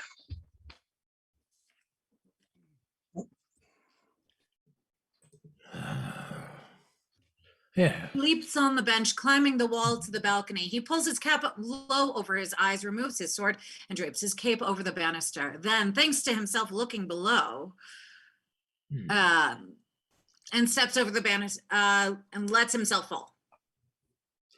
Yes, there it is. Why, this mask is obscuring both my face and my way. He approaches the door. Cyrano uses a pliable tree branch to drop down between the door and De Guiche, pretends to fall heavily as if he were very high, and flattens out on the ground, where he rests immobile as if he were stunned. De Guiche jumps back upon seeing him. What was that? When he lifts his eyes, the branch has returned to its place and sees nothing but the sky, and does not understand. Where did this man fall from? Why, from the moon. From the... What time is it? Is the man mad? What time is it? Which country? What season? Oh, where am I? Tell the truth. Keep nothing back. To which earthly location have I fallen, like a brilliant meteor crossing the sky? Hell and damnation. Is that where we are? I told you, sir. Oh, God! We are in hell. All people in this country are burned black. What's that you say? Oh, did you mean this mask? Oh, am I in Venice then, or Genoa? Sir, let me pass, for I am meeting a lady. Oh, yes. Well, then I must be in Paris. Oh, quite funny. Oh, you laugh. Yes, I laugh, but I wish to pass. Move on, my lunar friend. It is indeed Paris where I've come down. Pardon, I am still covered o'er with ether. My eyes are still tearing from the dust of stars left by an icy comet's tail. Monsieur. Here on my calf, the giant teeth marks made by the great bear. And as I hurtled by the trident, I swerved and barely missed its sharp tines. Then I fell out of control into the scales of Libra. Look at that. The pointer in the sky still marks my weight. Oh. No. You must believe me, good monsieur. I saw so many odd things in my fall. Orion wears a nightcap. Did you know? The little bear is too small to bite. But I must write a book about all this, about the golden stars which scorched my cloak. What game is this, monsieur? I want to pass. Oh, I know what you want. Monsieur. You want me to tell you the historical account of how the moon was made and of the people that live in the immense rotundity of its amazing circularity. No, I want... Oh, you want to hear all about how I got up there? It was by means that I invented ingeniously. I found 6 ways to pierce the vault of heaven. What? 6? The first was simple, au natural. At dawn, I rose up naked as I lay and hung myself about with crystal vials filled with the pristine morning dew. Thereby, as the sun rose, its rays embraced and drank both dew and me into the morning sky. Yes, that makes one.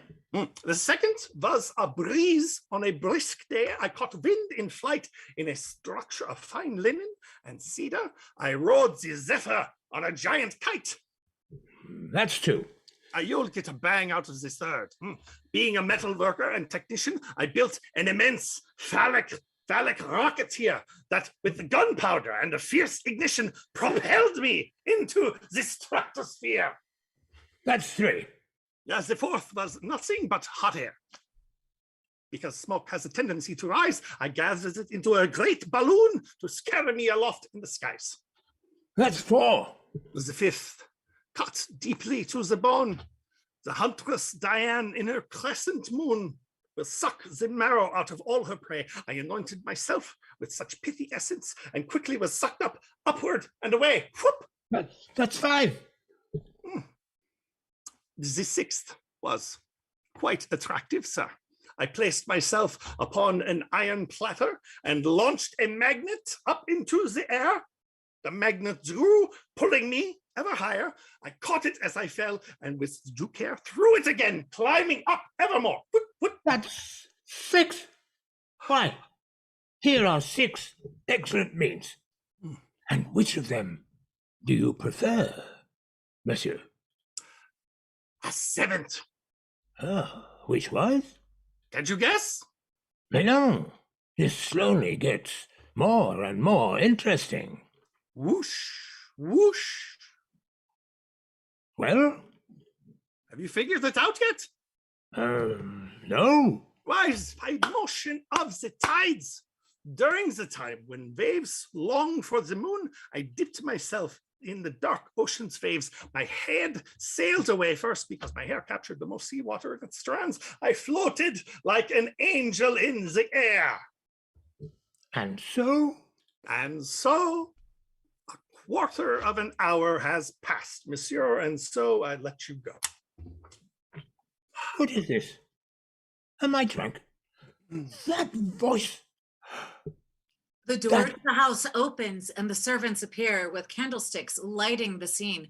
Cyrano takes off his hat, pulls down his mask. That nose! You! Cyrano! Yes, Cyrano. What's this, by heaven? You're too late, I think, monsieur.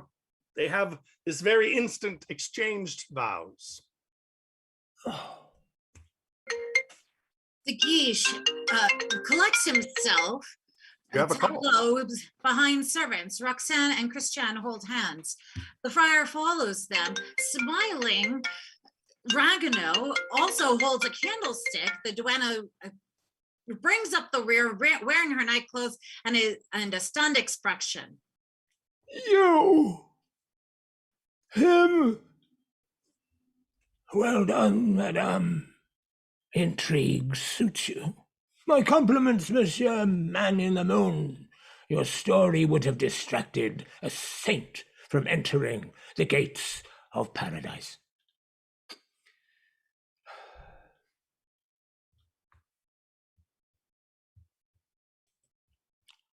A lovely couple. Are they not, my son? United by your order in wedlock. Indeed they are, father. Indeed they are. Say farewell to your husband, dear madame. What do you mean to do? To go to war. The regiment is already out, where you will join in. The cadets stay here. Not anymore. Here, Baron, take the orders. Go carry them to the cadets. Christian! I think the wedding night can wait. Don't you? I must say that thought causes little pain. Roxanne, kiss me again. We have to go. Enough, I say, enough. Oh, it's so hard. Yeah, I know. The regiment is pulling out. Oh, cousin, I entrust him to your care. Promise me he'll be safe. I'll do my best, but Roxanne. Promise me that he will often write to me. Now, that is something I can promise without a doubt. End of Act 3. And we're going to stop here for a 10-minute intermission. We'll be back at 9:42. Thank you, Jen.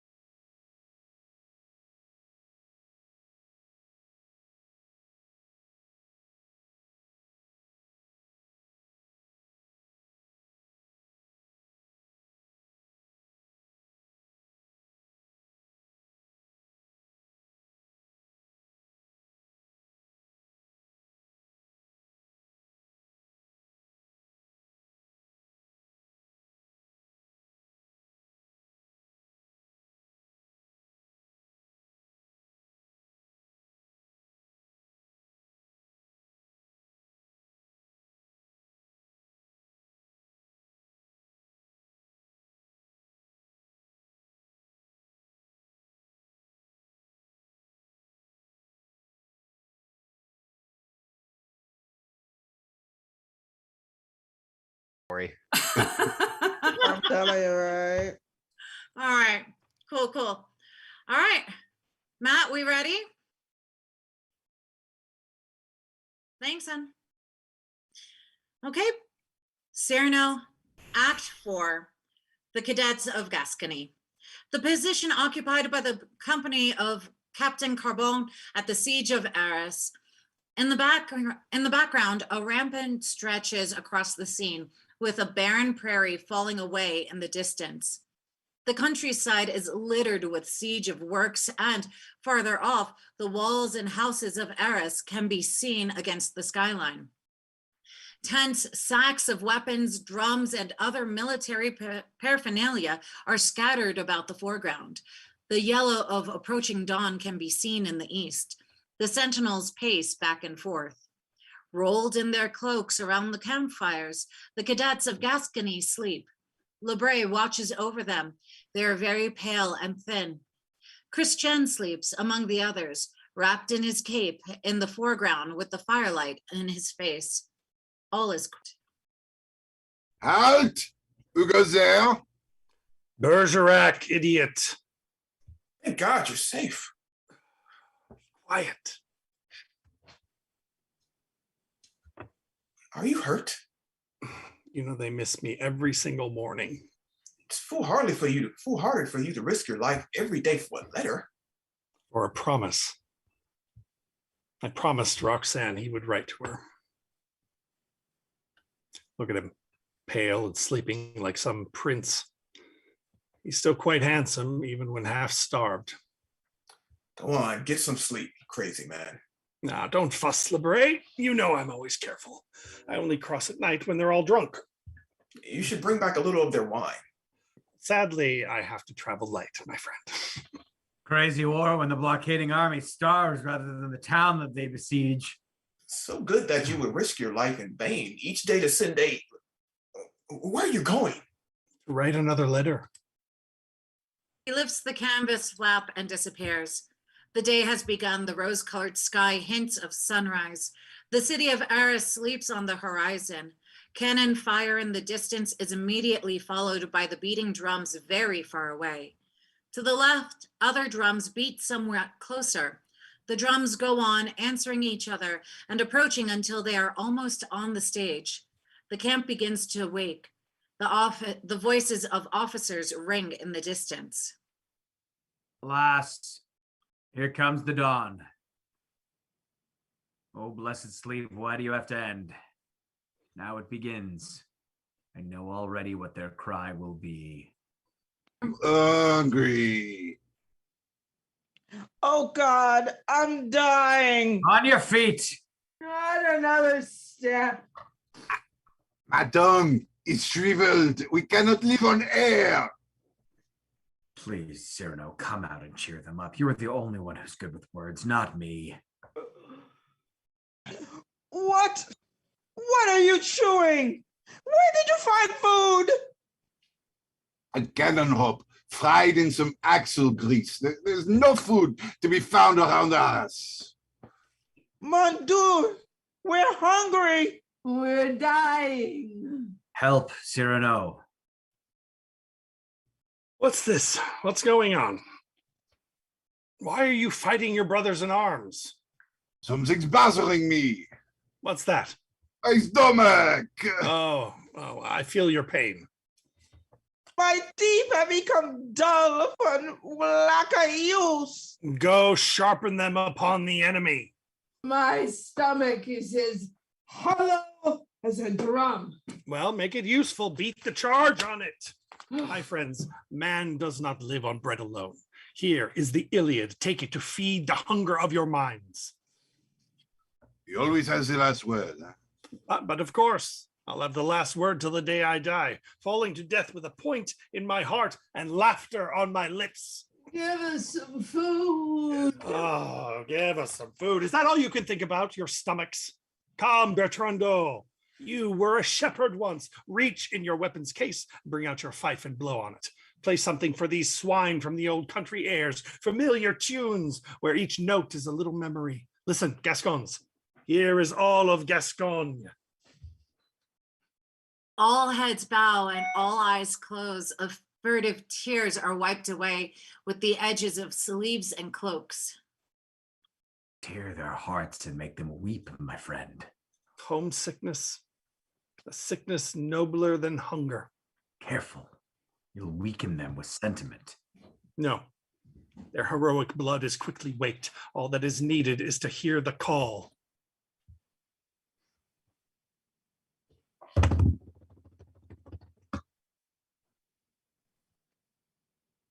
You see, when the drums beat, they say goodbye to dreams, regrets, homesickness, love, and all. What comes in with the fife leaves with the drum. Look out! Here comes Monsieur de Guiche. Coward!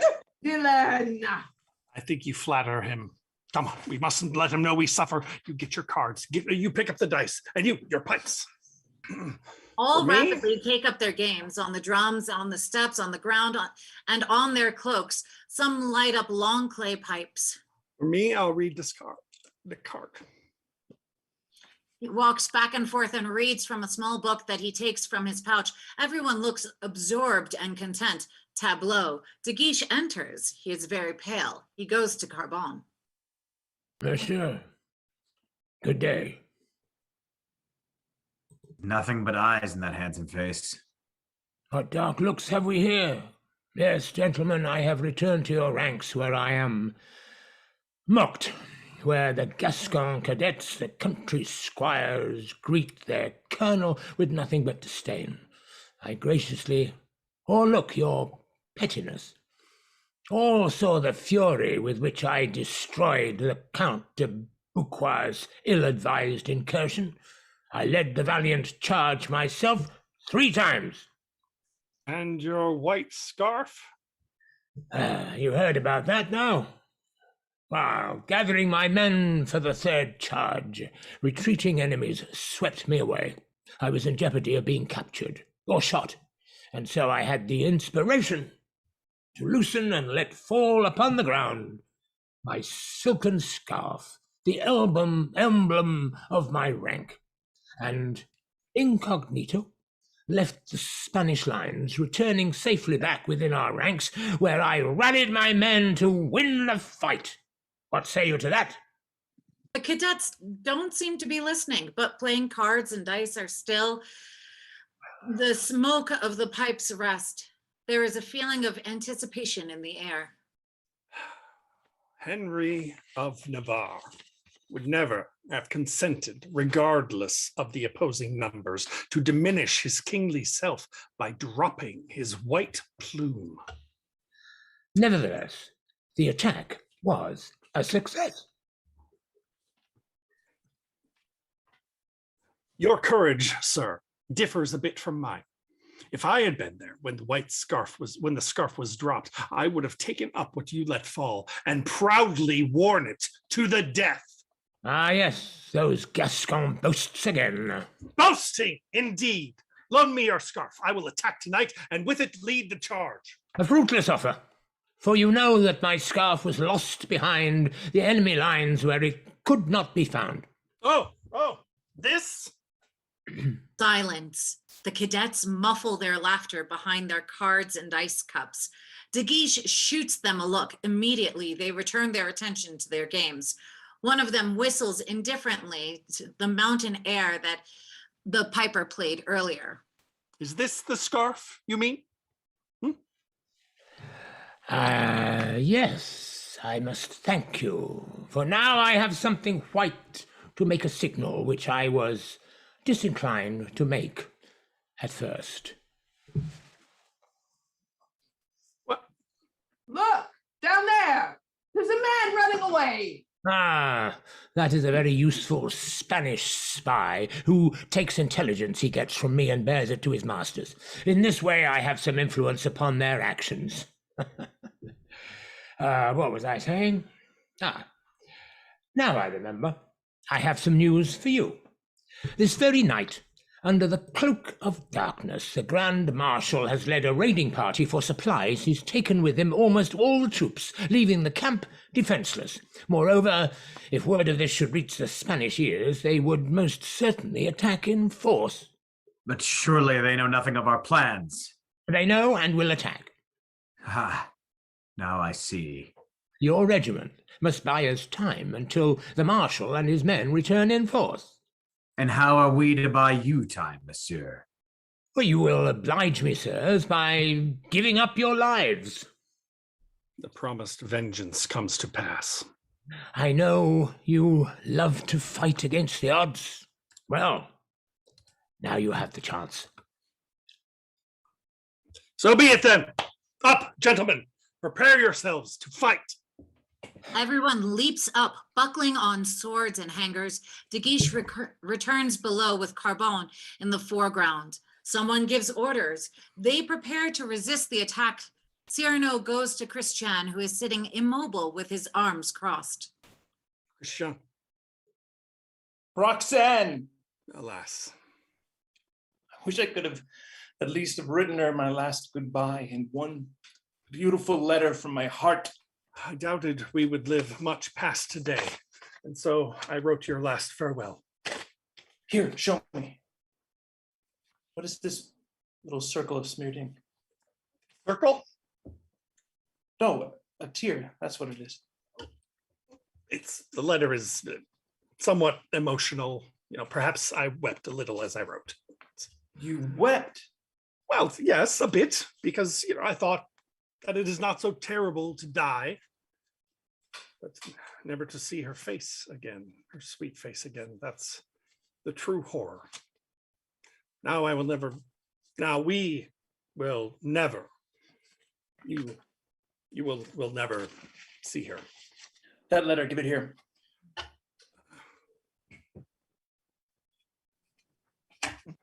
What's going on? A noise of gunfire, yelling, and a carriage wheels. What is it? It's a carriage! In the camp? It's coming here. Is it the enemy? The coachman shouting, "What is that? What is that he says?" He shouts, "In the king's service, hold your fire!" What, from the king? Quick, hats off, everyone. Drum roll. All cadets take off their hats, bowing. 2 servants come from the back of the coach to open the door. Well, good morning, gentlemen. Did you miss me? What? You? In the king's service? What is this? In love's service. My only king, monsieur. Oh, God. You. Here. The siege was much too long. You cannot be here. Oh, but here I am. Could you loan me that bench? There, thank you, sir. They fired on my coach. Look, can you see? Well, hello there, monsieur. You don't look very glad to see me here. My charming cousin. Ah, so how did you... How did I overtake the troops of France? I just followed the trail of ravished land. If this destruction is the kind of service you do for your king, then I prefer mine. How did you get by the sentries? By whom? You mean the Spanish? Dazzles. It was very difficult, or so I've heard. Not so much. I set out in my carriage. If some hidalgo showed his haughty face, I met him with my most attractive smile. Your smile would be the best passport. And then the muskets pointed at me would be dropped, and with finesse and elegant demeanor, he'd bow and say, "Pass forward, señorita." Oh, but... What is it? You must leave this place. Must leave? But why? It's that... In half an hour. In 15 minutes. Gonna be bad. Oh, are you going to go fight? Well, then I'm staying. No, that is... Must evening. Possible, unlikely. He's my husband. I will die with him. Oh, this is terrible. Why terrible? He is the one that ordered us to fight. You wish to widow me? Oh, no, I swear. I may be mad, but I am staying here. This is too much. I'm going to inspect my cannons now. When I return, you must be gone. No, never. Roxanne! I will not listen. Madame, please drop your handkerchief. But why?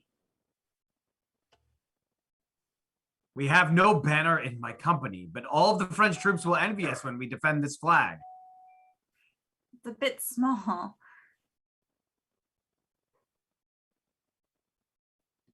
I could. Bourbon attaching the handkerchief to the point of his captain's lance. I could happily die with her sweet face before my eyes. If only I had something in my stomach. Fie, for shame, to speak of food in front of such a lady. How brisk the air is in this camp. I find myself quite famished. I think I'll have some few pates, some hot and cold entrees, some pastries, just a few glasses of wine. Can you bring me all that? How in the world would we find all that food? Well, perhaps in my carriage. But we need one to serve and cook and carve. Look closer at my coachman, gentlemen, and you will recognize a valued friend. Ice Dragon! Oh, Foreman. Oh. My dearest friends. Oh, bravo! The Spanish, caught up in the passing charms, missed the repast. Christian, over here. Psst. I must have a word. I have something to tell you. I have to tell you something right away. The feast is just for the Gascon cadets. And if De Guiche comes, well, he's not invited. You have plenty of time. Don't eat so fast. Here, drink a bit of this. Something for you, my love? Just tell me why you did all this for us. Soon enough, you will know everything. Let me serve these dear men. Count de Gush? Quick, hide the flasks, loaves, pie plates, and the hamper. Look like nothing's going on. You get back on your seat, all out of sight. In a blink of an eye, everything disappears into tents, inside clothes, underneath cloaks, and into hats. De Guiche enters quickly and suddenly stops, sniffing the air. There's silence. And now, I must tell you. You must tell me your choice, madame. I'm staying. It's impossible. Too bad. If you're determined in this foolish course, then one of you give me a musket. What? I'll stay as well. What pure courage is this? I'll not desert a woman who's in danger. He's one of us. A Gascon through and through. Will you inspect them on my arm, madame? She takes his arm. They climb up the barrier. All the men take off their hats and follow them up. Tell me. At that moment, where Roxanne appears on the crest, the lances dip in salute and a cry rises. She nods her head in answer. What's going on? Roxanne. Yes? Well, you wrote to her. Yes, I know that. It's just, don't be surprised. I may have been a bit foolish. I think I just realized it when I saw her here. Tell me quickly. I'm trying to. It's just, you've written her more often than you think. What? Damn it. It's really nothing much. I took it on myself to write to her, giving words to the passion of your heart. Just a few letters. How could you send them? We've been cut off, blockaded here for months. Well, I found a way to cross the lines at dawn. Is it really that easy after all? How many letters did I write per week? 2, 3, 4? More. Every day? Yes, twice. And you were so infatuated that you risked your life to send them twice a day? Quiet, I beg you, not in front of her. And now, Christian. And now, tell me, my love, why you've risked traveling fearful paths through ranks of soldiers and besieging foes to join me here. Because I read your letters. What do you mean? I mean, it was for you. that I braved all these things because you wrote such overwhelmingly love in every note, so many in a month. It was so beautiful. Surely a few words were not worth all this. Hush now. You've no idea what you are saying. Oh God, how I adore you since that night upon the balcony when I began to hear your soul's unique voice speak to me. With every letter that you sent me, it was as if I returned to that night and heard your voice whisper words as I read, 'tis so tender, wrapping closely round my heart. It called to me and I could not resist. Oh God, Roxanne, sincere and powerful. That's what you felt. Oh yes. And you came here.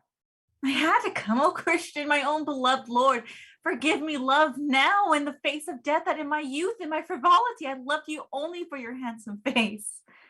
Roxanne. And now it's too late, my dear Christian, that flightiness, just like a little bird, has flown away. Your beauty caught my eye, and then your soul entrapped my wayward heart. When we began, I loved you for them both. And now, my love, it is the man inside of you I treasure even more than any outward beauty that you have. Now I adore you for your soul alone. oh, Roxanne. What is it? Don't you believe me? It's only now that I love you in truth. I love the very core of you, your soul, and even if you were less beautiful, Please don't. I'd still love you just as much. Yes, even if your outward form were ugly. Don't say this to me. I must. Really? Ugly? Ugly, I swear to you. Doesn't that make you happy? Yes. What is it? Nothing. Just give me time. Christian. My darling, would you take a moment to lift the hearts of these men? Give them each a smile to take with them as they face death. Go on. I'll follow you. Dearest Christian. Cyrano. What is it? You're very pale. She doesn't love me anymore. What's this? She loves you. No. She loves only my soul. No. Yes, it's you that she loves, and you love her as well. Me? Yes, you do. It's true. Yes, madly. More than that. You must tell her. No. Why not? Look at me. She would love me even if I were ugly. God, she told you that? She did. My heart is touched that she would say something like that. But just don't believe it's true. It's you she loves. You'll never be ugly. She has to choose. You must tell her the truth. No, Christian, please, no. This is pure torture. I will not sacrifice your happiness because I'm handsome. No, it's too unjust. And should I demolish yours in turn because by some happenstance I can say what you might feel? You'll tell her everything. I refuse to be my own rival. No, I want to be loved for myself by heaven or not at all. I'll walk the battlements, tell her, and let her decide whom she loves. It will be you. I hope. Roxanne. Oh no. What? Cyrano has something he must tell you, something important. She goes quickly to Cyrano. Christian goes out into the fray.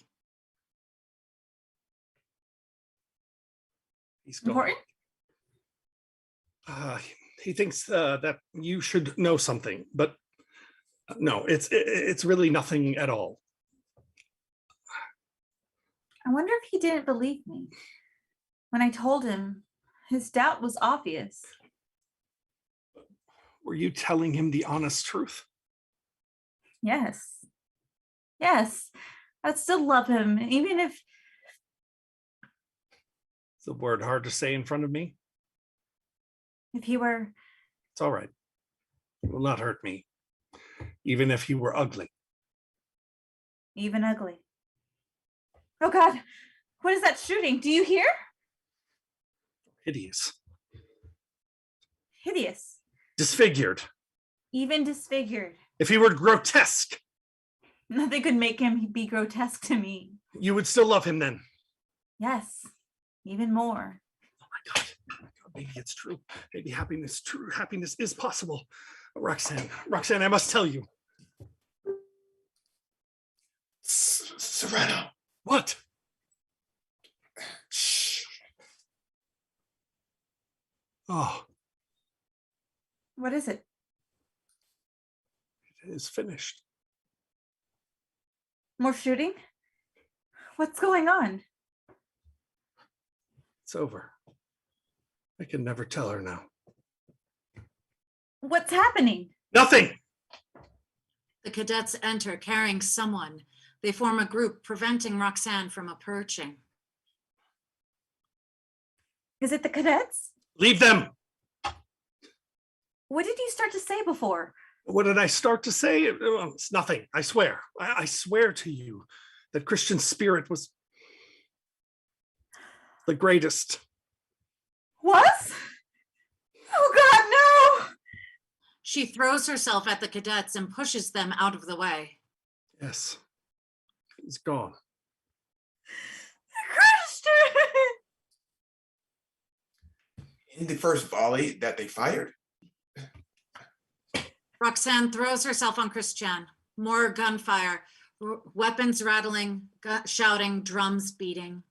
The Spanish are attacking. Man your guns. Christian! Ready? Christian! Line up. Christian! Measure your powder.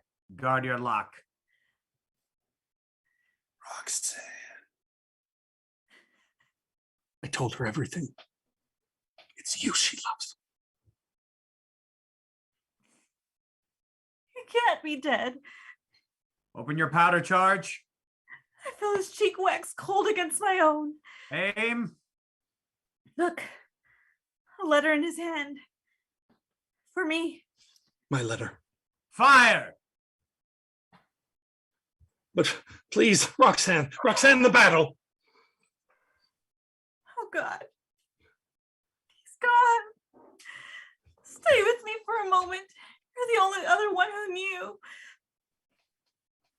Christian. Is he not marvelous? Superb? Yes, Roxanne. An extraordinary poet. Yes, Roxanne.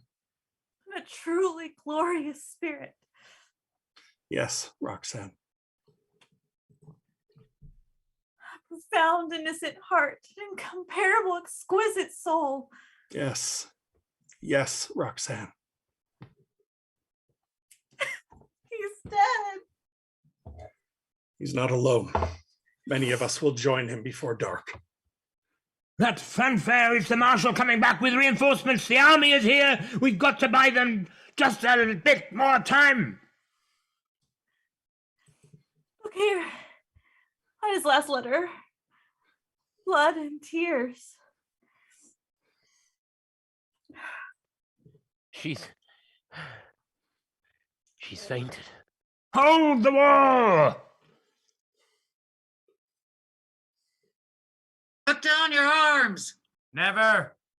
Take her and go from here, monsieur. You've proven your courage beyond all doubt. Now, please save her for me. I beg of you. Just as you will, but do not die in vain. If you can hold them here, we'll win the day. So be it. Done and done. Farewell, Roxanne. Chaos ensues. Screams, shouts, and sounds of battle. The cadets reappear, wounded and dying. Cyrano launches himself toward the battle and is stopped by the crest of Carbone. Our line is breaking up. Advance, Gascons! Don't be afraid. I've 2 deaths to avenge, the death of Christian and my happiness. Advance! The fifer plays, the wounded pull themselves upright, the cadets tumble down the barrier, coming to gather round Cyrano and the little banner. The carriage is covered and filled with men, bristling with muskets and transformed into a barricade. The barrier is overwhelmed with a terrible rank of enemies. The grand standards of Imperial Spain are raised. The volley is deadly. The cadets fall on all sides. We are the Cadets of Gascony, of Carbon de Casteljaloux, nobles each with a barony. Ah! We are the cadets. Curtain. Act 5, Cyrano's Gazette. 15 years after the battle in 1655, the park of the Convent of the Ladies of the Cross in Paris, surrounded by magnificent woods. On the left is the house, set upon a large terrace onto which open several doors. A flight of steps leads upward from the park onto the terrace. In the center of the scene stands an enormous tree off in the small clearing. To the right in the foreground, among the hedges, is a semicircular stone bench. Across the background of the scene lies a path lined with chestnut trees leading to the door of the chapel on the right, which can be seen among the branches. Beyond the trees, one can see vanishing into the distance green lawns, other paths, groves of trees, the extent of the park, and the sky. The side door to the chapel opens, and on the colonnade, overgrown with blushing vines, that disappears on the right behind the hedges. It is autumn. The foliage is reddish brown above and the still green grass. The dark green of hedges and yews stand out against the fall colors. There are piles of yellowing leaves underneath each tree. The leaves are falling everywhere, crackling underfoot in the paths covering the terrace and the grounds. On the ground, to the right of the tree, is a large embroidery frame with the half-finished tapestry, and beside it a small chair. Baskets filled with yarn wools and skeins of colored silk lie near the chair. As the curtain rises, the sisters are coming to go in the park. Several are seated on the ground around their aging abbess. The leaves are falling across the scene. There's a rumor that he has come here every Saturday for 10 long years. Why, even more than that. He's visited for almost 14 years, since his cousin first came to live with us. Plus, when he is not much of a Catholic, we will convert him. You must not bother him about it, dear. Don't tease him, or he may not come again. But God. Oh, be reassured, my dearest child. God knows, and loves him well just as he is. At the bottom of the path, Roxanne appears dressed in all black and her hair in widow's veils. De Guiche, magnificent in aging, walks beside her as they slowly promenade. Mother Margarita rises. Now we must go inside. Madame Roxanne is walking in the park, conversing with a noble visitor. The sisters leave, and De Guiche and Roxanne descend in silence and stop near her embroidery frame. A little time passes. So, you live here, shrouding your radiance forever in a mourning veil. Always. Still faithful. Yes. Still faithful even now. Have you forgiven me? That's why I'm here. He truly meant so much to you. And more. If you had known him, you would understand. Apparently, I never knew the man.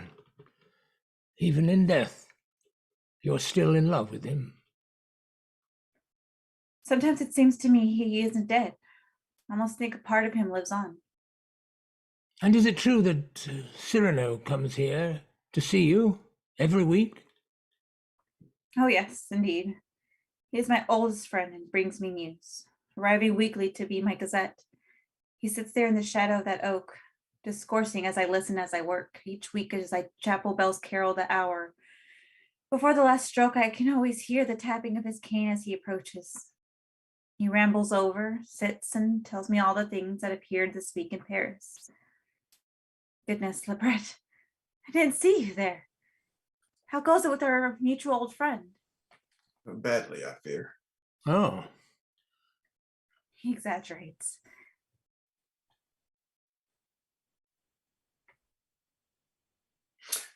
It is just as I predicted long ago. He lives deep in neglect and misery.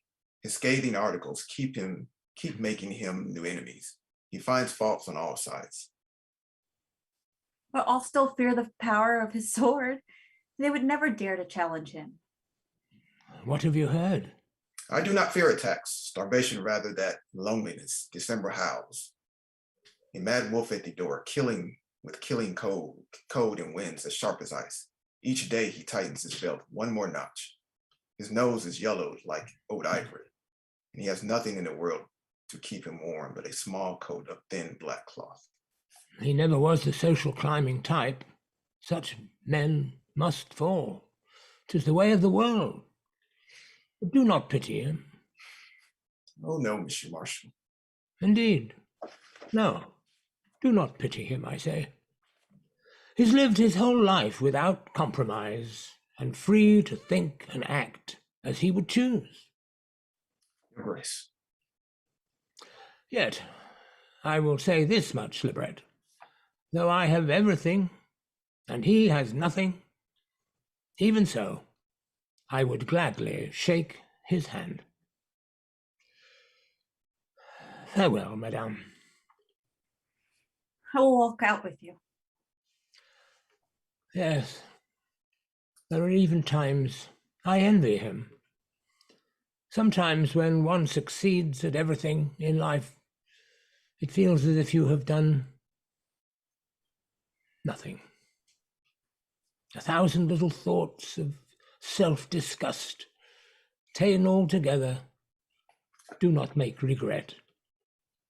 Rather, perhaps, a sort of vague displeasure.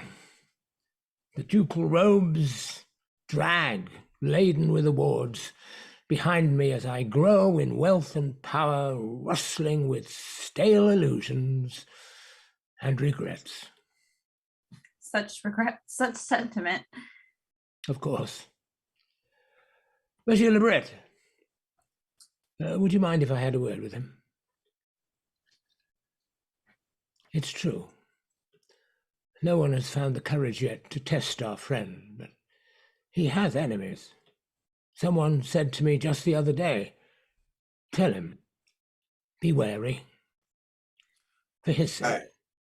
I wish I could keep him from going out, but I will warn him. But yes, but... Roxanne, who is leaning on the terrace when Mother Margarita comes to seek her. What is it? Pardon, madame, but rag news here. Please show him in. He always comes to me, bemoaning and wailing his lot in life. He used to be a baker and a poet, but since then he has been so many things. What could be next? Madame. Monsieur Lebret. A moment, my dear friend. I'll walk the marshal out and be right back. Madame. Roxanne walks out the Duke without listening. Ragueneau crosses back to Lebret. I'd just as soon tell you as her.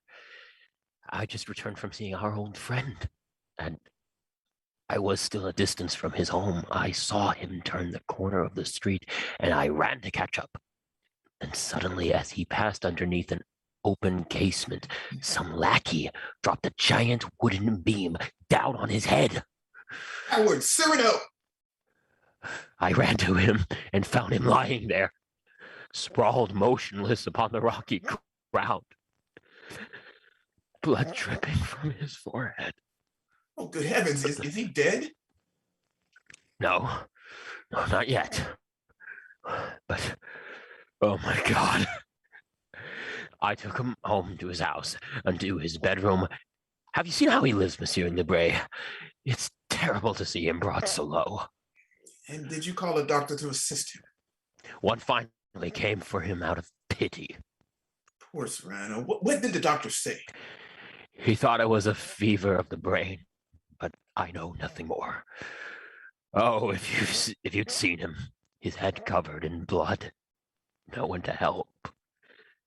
It's very likely he will die, monsieur, if he gets up. We must get to him quickly. Roxanne appearing at the threshold and seeing Lebray edging along the colonnade, which leads to the door of the small chapel. Monsieur Lebray, please, I must speak with you. Lebray and Ragueneau leave without responding. Why did he leave when I was calling him? Something's amiss with Ragueneau. I wonder. These final days of September have been hauntingly beautiful and bittersweet, as if the gentle soughing of April has tempered autumn's sharpness. She seats herself at her embroidery. Two sisters come out of the house to set an overstuffed armchair under the tree. Here's the armchair for my dearest friend. He will be here soon. He's late. What was that, the hour that chimed? I'm amazed. He's late for the first time in 14 years. Should I be worried by this strange delay? Sure that nothing could prevent his coming. Why, there he is.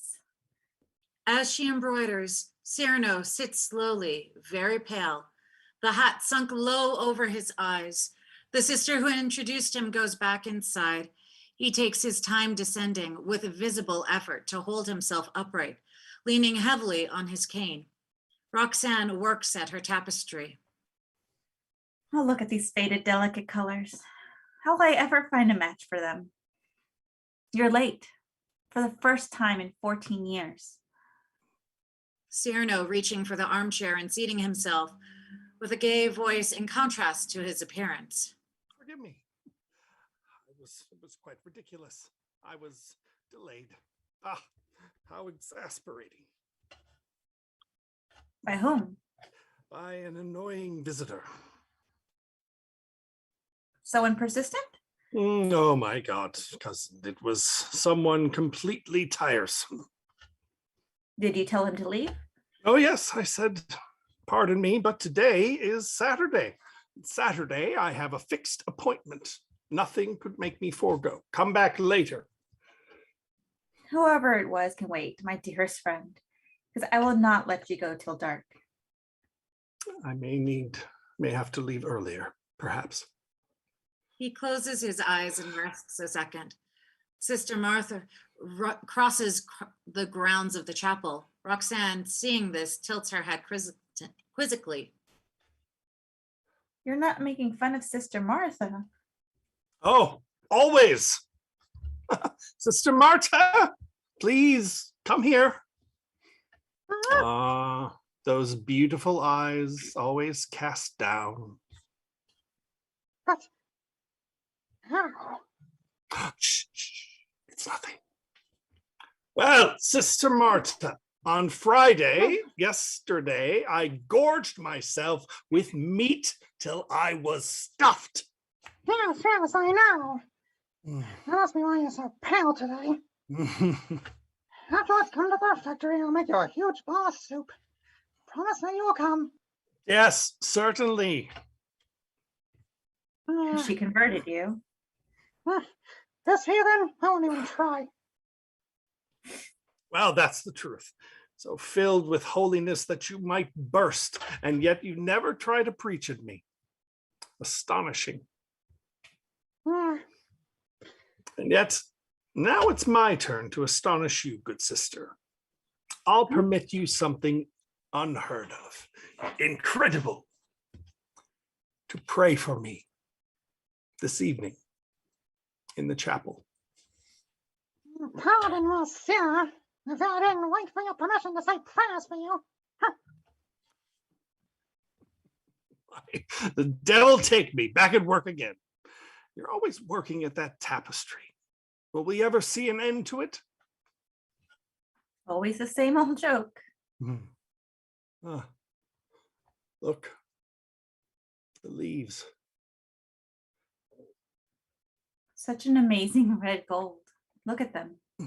How beautifully they tumble in the air on their brief odyssey from branch to earth. exquisitely adorned in their declining. Despite their fear of rotting on the ground, their fall has all the gracefulness of flight. You're melancholy today, dear cousin. Who, me? Nothing of the sort, Roxanne. And shall we let the leaves fall as they will, while you tell me the latest news at court? I long for my gazette. Ah, I have it here. Good.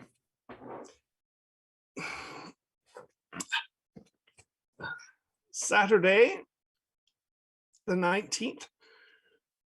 Having had 8 bowls of sugared grapes, the king fell ill. A fever brought on by his gluttony. Later, with 2 swift slices of the lancet, his sad affliction was condemned for treason.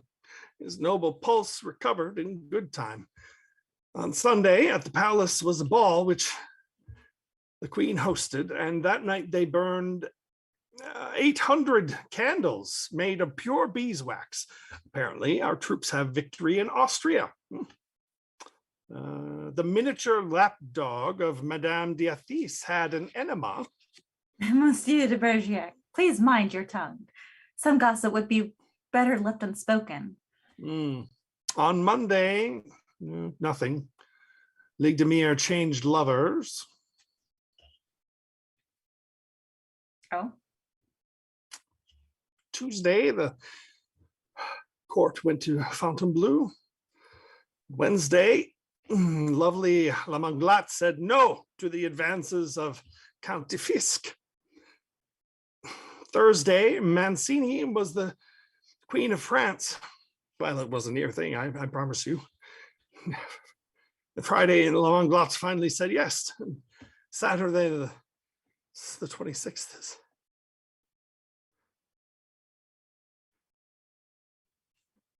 Cyrano. Cyrano. What is it? What? He sees Roxanne bending over him and quickly makes sure his hat is securely on his head. He leans back into the armchair fearfully. No, my dear, it's nothing. It's nothing. Let me go. But what? It's just my old wound from Eris. Sometimes gives me pain. You understand? It's almost over. See, now it's gone. Both of us have our old wounds from that battle. I carry mine here, just above my heart. A sharp hurt that still bleeds from time to time. I keep it close. His last letter to me. The paper ancient, yellowed now with time. The writing blurred with marks of blood and tears. His final letter. Didn't you say once that you might let me read it? His last letter? You want to read it? Yes, I do. Today. Here. May I open it? Open it. Read.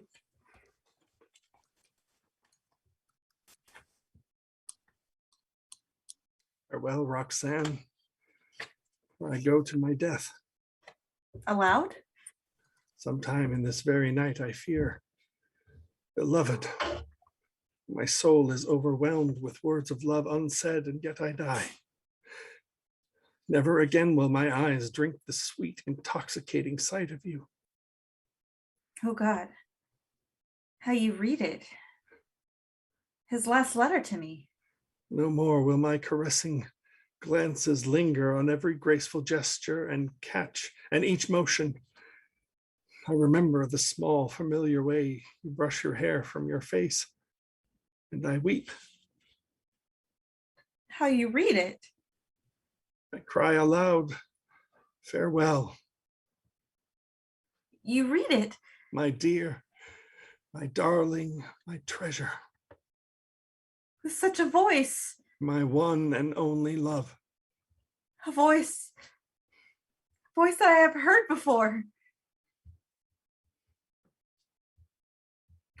My heart has never left you for a moment, and I am and will be till the next world the one who loved you without measure. Oh, How can you possibly read now? It's dark. He trembles, returning to himself and seeing her so near. He touches her hand and bows his head. Silence lingers. The darkness is complete. She slowly speaks, joining their hands. For the last 14 years, you've played a role. The dear old friend who comes to visit me. Roxanne. It was you. No, Roxanne, no. I understood everything when I heard you say my name. No, it was not I. It was all you. I swear to you, Roxanne. The generous imposture in the letters was all you. No.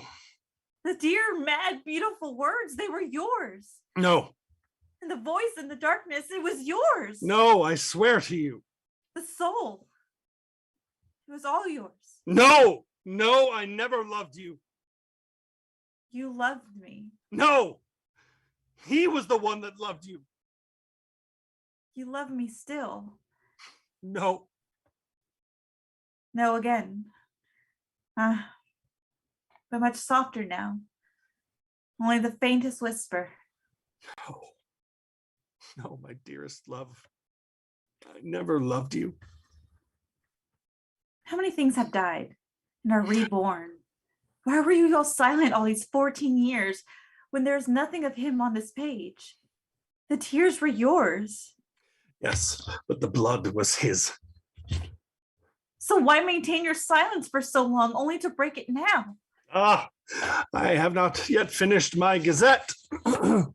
Saturday, the 26th, a short time before dinner with his friends, Monsieur de Bergerac gave up his life, foully assassinated. He removes his hat so that his bandaged wound is visible. Oh my God. What are you saying? Cyrano, your head. I always wanted to die by the sword, the hand of a hero, but fate mocks me. For I die caught in an ambush from behind by a pathetic hireling drudge struck down with mortal blow from dull wooden beam. It's fine. Don't weep for me. I already missed everything in life, just the same in death. My life is nothing but a breath of wind that blows and is gone. They're going into prayer now. The bell tolls. I love you. You must live. I wish I could. In fairy tales, when beauty says at last, I love you, to the beast, his ugliness magically melts away at those sweet words. But as you see, I remain as I am. This is my fault. It's all because of me. You, not at all. You were the only touch of woman's sweetness I knew in my life. My mother flinched from my deformity.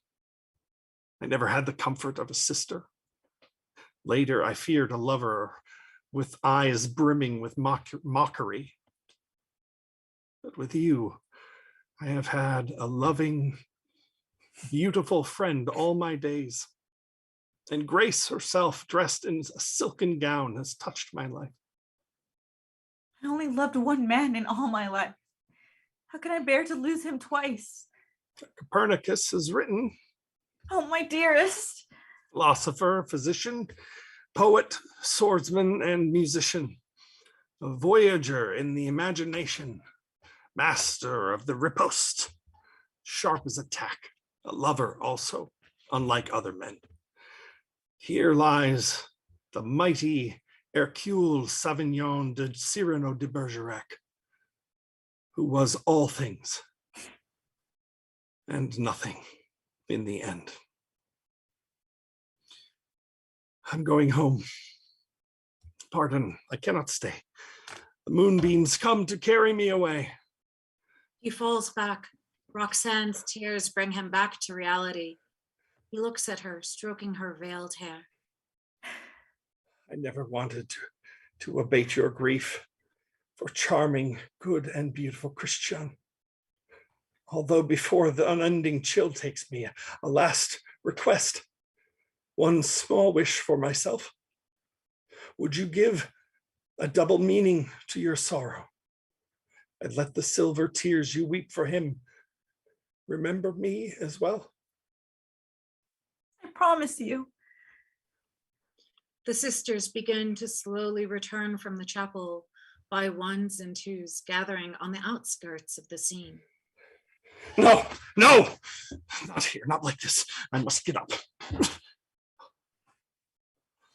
So falls, so comes Jock and Death. I feel my legs already caught in stone, my fingers leaden. Well, let him come. I'll meet him on my feet, sword in hand. Cyrano. I see him. By that skeleton-faced buffoon, he's staring at my nose. What did you say? It's useless to fight. Don't you think I know that? No man goes to war only to win. I fight the good fight, even if in vain. I recognize you, my old enemies. Falsehood and so compromise, cowardice, injustice, prejudice. Shall we make peace? No, never. Oh, I see you here as well. Folly. I knew you'd be the death of me. Matters not. I'll battle on forever. Yes, you've taken everything from me. The laurels and the rose. Well, fine then, take them. In spite of you, one thing I shall retain. When I enter heaven's gates tonight, my graceful bow will brush the azure threshold with that which is unbent, unsullied, pure, unstained in spite of you. And that is... What? my white plume. She kisses him suddenly, without hesitation, without reservation. He reaches for her, and he is gone. Roxanne crumples over his body. The nuns sing a prayer to lift Cyrano's soul to heaven as the lights dim until we can all see. All we can see is the stars on the ceiling of the Scottish Rite. The end. Recording stopped. Wow. It's so sad, you guys.